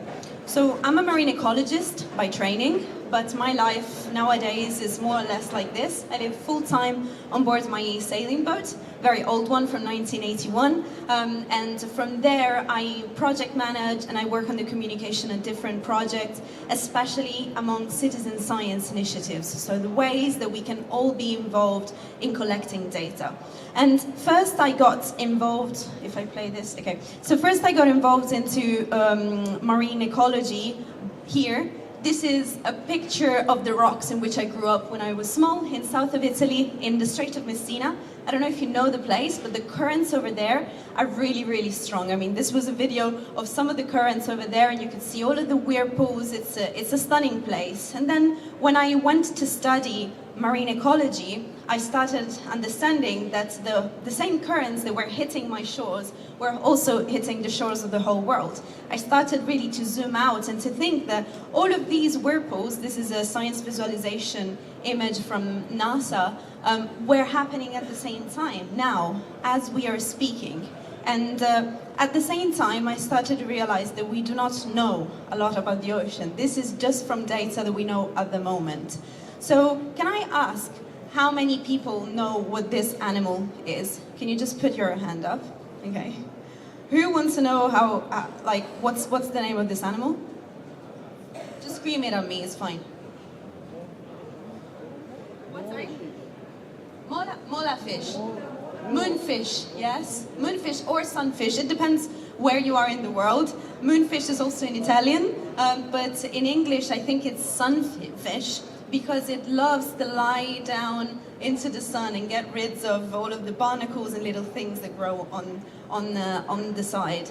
But if you then have a look at the little dot over here, which says data deficient, so a lot of you now know what this animal is. But the IUCN, the International Union for the Conservation of Nature, doesn't know a lot about this animal. It doesn't know if it needs to be protected. It doesn't know if it's near endangered. It doesn't know how many and where they are. It's data deficient. We don't have enough data and information in order to understand if this animal needs to be protected or not. And that's the problem. We do not know a lot about the ocean. But at the same time, we are here in a huge fair where people are there out in the ocean with ships, with super yachts, with smaller yachts, with dinghies. They are there, and there's so many people. I mean, look at how much of the world is covered by ship tracks and sailing tracks. And this is not even taking into account a lot of the recreational sports that we're mentioning over here. But then, let me bring you to an example of a German example, actually. So this track here that goes all around the world is the track of a Vendée Globe.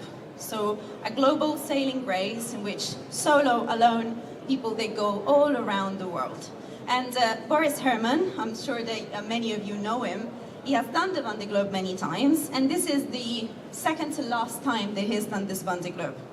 Now, if I can bring your attention onto this paper, the scientific report, you can see 2018 to 2020, the red bar is how much we knew about the absorption and the exchange of CO2 between the atmosphere and the ocean. We didn't know a lot. And then, in 2021, with one Vendée Globe, all of those bars are just collected by one boat, the Malizia Sea Explorer. With only one Vendée Globe, we changed what we knew about the absorption of CO2 in the ocean by 10%. One boat, 10%.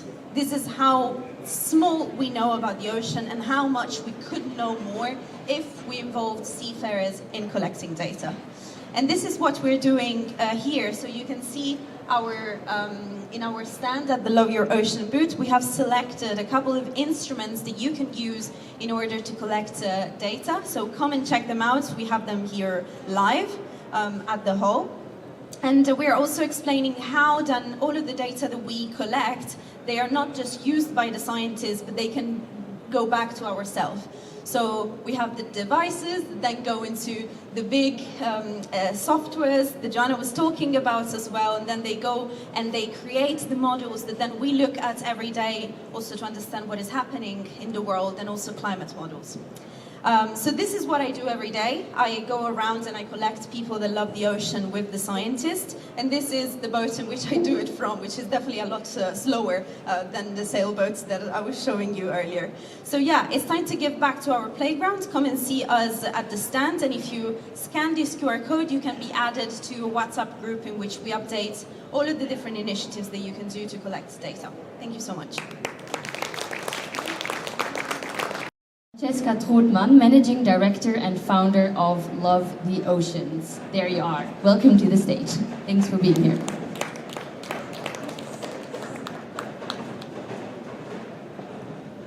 Hi everybody, my name's Francesca Trotman. I run a marine conservation charity called Love the Oceans. I can talk about this for hours, so I'll be hanging around afterwards. I've got 5 minutes for this, and I know I have, so it's okay. But I'm going to try and cram everything we do into 5 minutes, so bear with me. I'm sorry if I speak very, very fast, but I can repeat things afterwards. So just to get started, what do we do? So we are, as I said, a marine conservation charity. We're based in Mozambique, East Coast Africa, and we do something called holistic conservation. So holistic conservation is like when you identify an environmental issue and you approach it from lots of different angles. So the nature of it means that, yes, you do a lot of research, but often it includes socio-ecological elements as well. So when we have people on site with us in Moz, I will sit down with a whiteboard for 3 hours and talk about how all of our projects were born and how they all interact with each other. And it ends up being a very complex spiderweb where you draw lots of lines, but you build it with the person so they understand it. Presenting that to you on a slide now would not be very constructive because it wouldn't make any sense straight away. So for the purpose of this talk, I've just split it into the 3 kind of categories of what we do. So our first one, education; second, research; third one, sustainability. And by sustainability, I really mean about the long-term, the longevity of the projects and the sustainability of them to be standalone. First, I'm going to talk about our research. So actually someone said it earlier, but evidence-based decision-making and evidence-based conservation is so important. I know a lot of us probably think, well, obviously that's the way that we should do things. You should definitely understand a subject before you make a decision on it. But historically, that has actually not been the case. So evidence-based conservation is a big part of what we do. Understanding the issue in order to create the conservation or intervention strategy that you're going to do with the right tools, the right people, and with the right intentions. So we do a lot of different areas of research. As I'm sure many of you divers also feel, the ocean is very complex, so when you just choose one thing, it doesn't quite work. So you end up having to do a lot of different research areas to get an entire understanding of the ecosystem. So we have our coral research, which is looking at biodiversity of the area, general reef health, but we also have a long-term plots project to looking at hard coral mortality and recruitment over a 5-year period. Our biodiversity data set will be publishing this year. Actually, it's 10 years now, which is crazy this year, which is a nice, healthy data set size. We also have a turtle project. We're lucky enough to have turtles nesting in our area. A fisheries project, which that's my jam. I know that dead fish is not a lot of people's jams, so I won't witter on about this, but obviously fisheries is an important part of marine protected area management, understanding food security in the area for our local community, but also the healthiness of our ecosystem and resilience of it and the fish population within it. We also have an ocean trash project, which I'm actually wearing the earrings from, but essentially we take plastics off beaches and upcycle them with micro businesses with us, local artisans in the area. You can actually buy these on Etsy if you want to support the trash project. And then our beta remote underwater video project, looking at shark and ray presence to understand meso predators in the area. So meso are your pelagic fish in the area. Understanding from because your biodiversity surveys, you as divers, you obviously are slightly biased the data yourself from being there, physically being there and scaring off the fish. So the BRUV surveys, beta remote underwater video surveys, remove that diver bias so you get a good ecosystem overview combining those 2 data sets. And then we also have our megafauna research as well. We're lucky to have humpback whales, whale sharks and manta rays in our waters. So understanding the local conservation status of these animals is really important. Our mid-term goal is to establish marine protected areas, so all of this information informs legislation, which allows you to know what kind of laws should and shouldn't be in place, what kind of regulation should and shouldn't be in place, especially, I mean, obviously I'm biased because my background's fisheries, but for fisheries research it's very important to understand your catch limits and how to preserve and be able to sustainably use the ocean for food. So that's our research section. We also have our education section and our sustainability section. So this is really where people come into it. People are often the cause of the problem, so they need to be involved in the solution. I've just realised I've spoken for too long already, so I'm going to zoom through this real quick and take you through to the last slide. But we have a lot of different areas. We have a massive swimming project, which is actually a big pillar of what we do, because Swimming is a barrier for many people to be able to successfully manage a marine protected area, because you need to be able to ecologically monitor the marine protected area. To be able to do that, you need to swim and therefore dive, and 95% of people in our area can't swim. So that's a big pillar of our work, as well as gender equity, which I'm happy to talk about another time, and our educational outreach. And then we have our Ripple Network, which is a big global network of NGOs which we launched last year. So if you're interested in knowledge sharing across the planet with other NGOs, then please contact me. And that's it. Thank you for listening. Sorry for running over by a few minutes. No worries. Happy that you can stay afterwards a little longer, so all of you can reach out to Francesca. I mentioned the Science Policy Interface earlier, but actually it's the Science Policy Society Interface, so really working together and informing each other. So thank you so much for showcasing some of the work that you do. I'm happy to introduce you to our next speaker. We still have 2 speakers to go, and the next one is Peggy Engelmann. She's the founder of the Fair Winds Collective. Welcome to the stage. So, we are the Network for Change, Fair Winds Collective, Sustainability on the Blue Roads. This means we are international, and this means, of course, we can speak English. The thing is, we are representing all our partners, and the solutions are out there. So, when I started sailing, I discovered a lot of different projects. And one of them is Sailors for Sustainability. They've been crossing the world seas for 8 years, showcasing that there are people interested worldwide for solutions. And there's a book out there where you can discover this. But there's also other projects like Tilvera. They go in the northern hemispheres, they set sail. What does this mean? They are not using the engine, they are not disturbing the wildlife. Only for safety reasons they need to turn it from time to time on. But this means also you can step on board as a citizen. You can also practice citizen science, which is amazing. And if you find it out, you go just to the Fair Winds Collective partners and just click on them. Then we have sustainability in motion as a big topic. This means zero emission seafaring, as I said from the beginning. I've been sailing down left, first time in my life, 5 to 6 years ago with the Aventure. It started all with a coffee. I just was drinking sailed coffee, and then I decided to step on board to find out what this is about. And then I found out, okay, this is really sustainable. This is not polluting our seas by means of transport. This means 90% of your product is a decision where you are consuming. This means also you can consume in a bad way and in a good way. And the good news is you have a choice. Please make that choice in a very sustainable, prolonging future. This means also Fair Winds Collective is a meeting platform. We have in the middle down there the Flotilla for Change. They sailed to the COP30. They also supported the native people over there. They also went with them on the street, emerged with them and showcasing, hey, we can do something. Also, one of our members of the Fair Winds Collective is the captain of Greenpeace, the Rainbow Warrior, Hetty. She also gives me advice. She's also giving me news, what is happening out there at the seas, so we have direct connection. Inclusion is a big topic, female empowerment. Half of the crew is mainly female, so this means empowerment on all places. A European scale means strong partnerships, but not only European, it's also worldwide happening right now. How did that start? That I become a professional at sea. I started at the Nautical College in Enkhuizen, because what do you need to know? How the ocean works? How do you go at sea?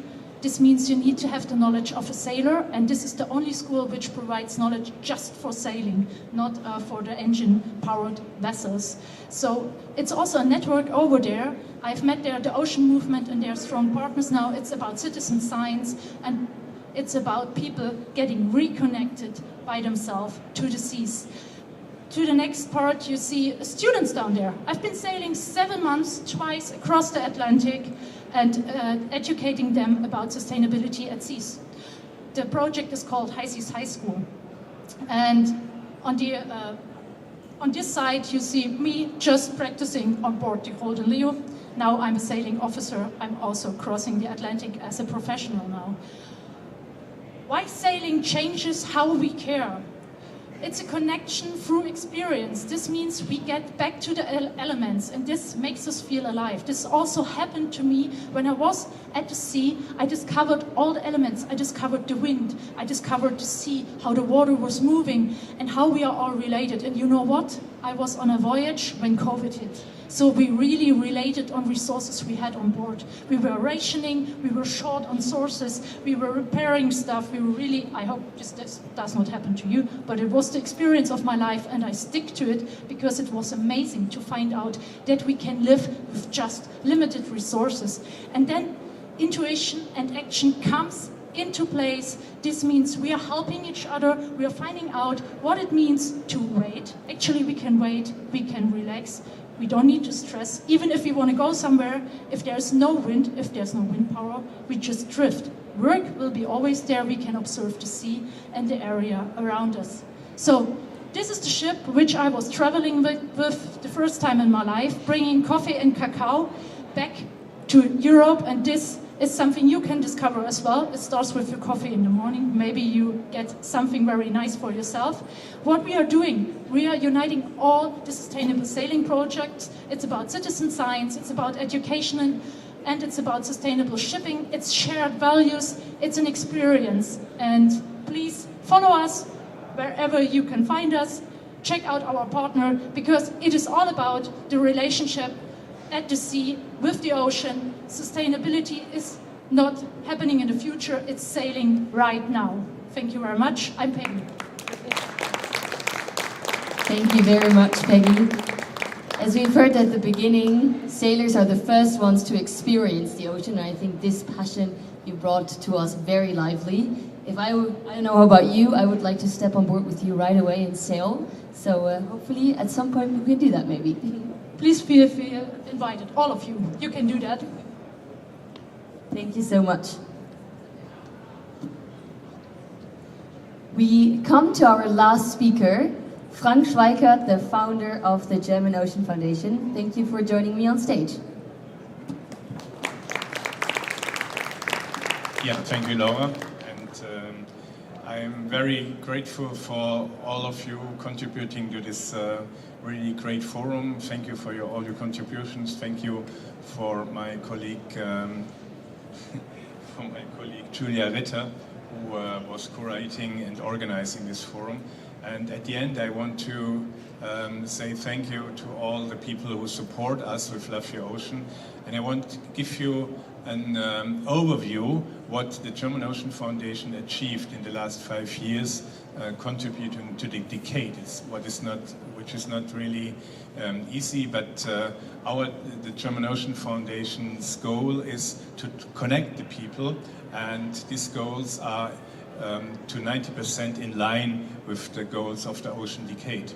So you all know the 7 decade outcomes. So we have them on virtual islands on Love Your Ocean. I don't want to repeat them because all of you know. Then we have, in addition, 10 challenges. First of all, marine pollution, then ecosystem biodiversity, then we have ocean economy, which we need to make more resilient. We have the big things we need to solve with ocean data, etc. And so now I will give you an overview about our 12, 13, 14 projects and the goals and the impact we made. So first of all, Aldebaran, the research and communication vessel, which is also sailing vessel. And I started this more than 30 years ago with the idea that research needs to be in line with environmental things. And so with this boat we can sail, and we can also discover very shallow areas in the ocean. So this is the area where the humans are in contact with the ocean personally, and when there is someone want to help us on the boat, feel welcome. And then we have the same, but in miniature figure in the Miniature Wonderland, which is a very powerful tourist attraction in Germany. It's in Hamburg, and you can see also the 7 goals of the decade in this Miniature Wonderland. And very close to Miniatur Wunderland is Cap San Diego. Maybe you know the white boat in the middle of Hamburg Harbor. There is an exhibition, the only exhibition for the ocean decade in Germany is a science multimedia show, and a lot of partners, a lot of interesting partners are connected with it. It's the German Ocean Foundation, the German Society of the United Nations, the Elias Glassing Verlag, so people from the water sport industry, and DGM is the German Society for Marine Research, and Rotary is also. And I'm very happy to announce that we have also started with the biggest ocean citizen science project. When you look to the 3 divers on the above the Lafayette Ocean place, they represent that we get 10 million data from Scuba Schools International to share with scientific data platforms, AMODNet in the European Commission, and we want to continue this work with a project called Ocean Knowledge Base, because a lot of data, a lot of information about the ocean from the science community end up in big data stores, and we need to take them out and make them work for society. So this is the next thing we want to do.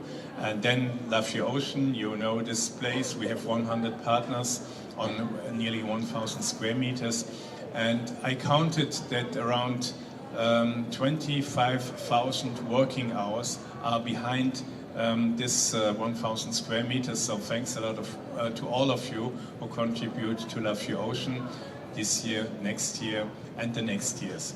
So yeah, big applause, thanks. And then tomorrow we will hand over the Ocean Tribute Award. It's a prize dedicated to ocean protection people and institutions, so let's wait until tomorrow who will be the winner. It will be a small award ceremony in the town hall here in Düsseldorf. Then, since more than 20 years, we make the ocean contest for young people because we want to engage and motivate young people to work on their own ocean research ideas. And if you are older than the age of 15, you're welcome to take part in this activity. And if you want to bring ocean to schools, we have the Ocean Lovers Education Platform in close collaboration with the International Ocean Film Tour, and we reach also around 1 million people with this initiative. Then we have the Ocean Conference series, so this Ocean Forum is part of the Ocean Conference series, so all of these activities endorsed by the United Nations Ocean Decade. And we have a series, another one, a media campaign called Ocean Heroes. So if my colleagues sitting there ask you to make a short statement, then we'll be part of Ocean Heroes. And we started 4 years ago with an ocean light installation. It was very frozen in Hamburg Harbor, in the harbor city. And so we started the Ocean Decade in Hamburg. Today we have the midterm of the Ocean Decade, and I thank all of you to come here to Düsseldorf to this boat show, to this Ocean Forum, and I thank also my team and also Laura for this nice moderation. And I think we both and the boat show will invite you now for a glass of beer and wine or whatever. And now it's the end of my time. Thanks a lot, and have fun and have good conversations now with the small reception. Thank you so much. Thank you. Thank you very much, Juan, for showcasing all the great work that you do. And as I said at the beginning, sincere congratulations. Without you, we wouldn't be here.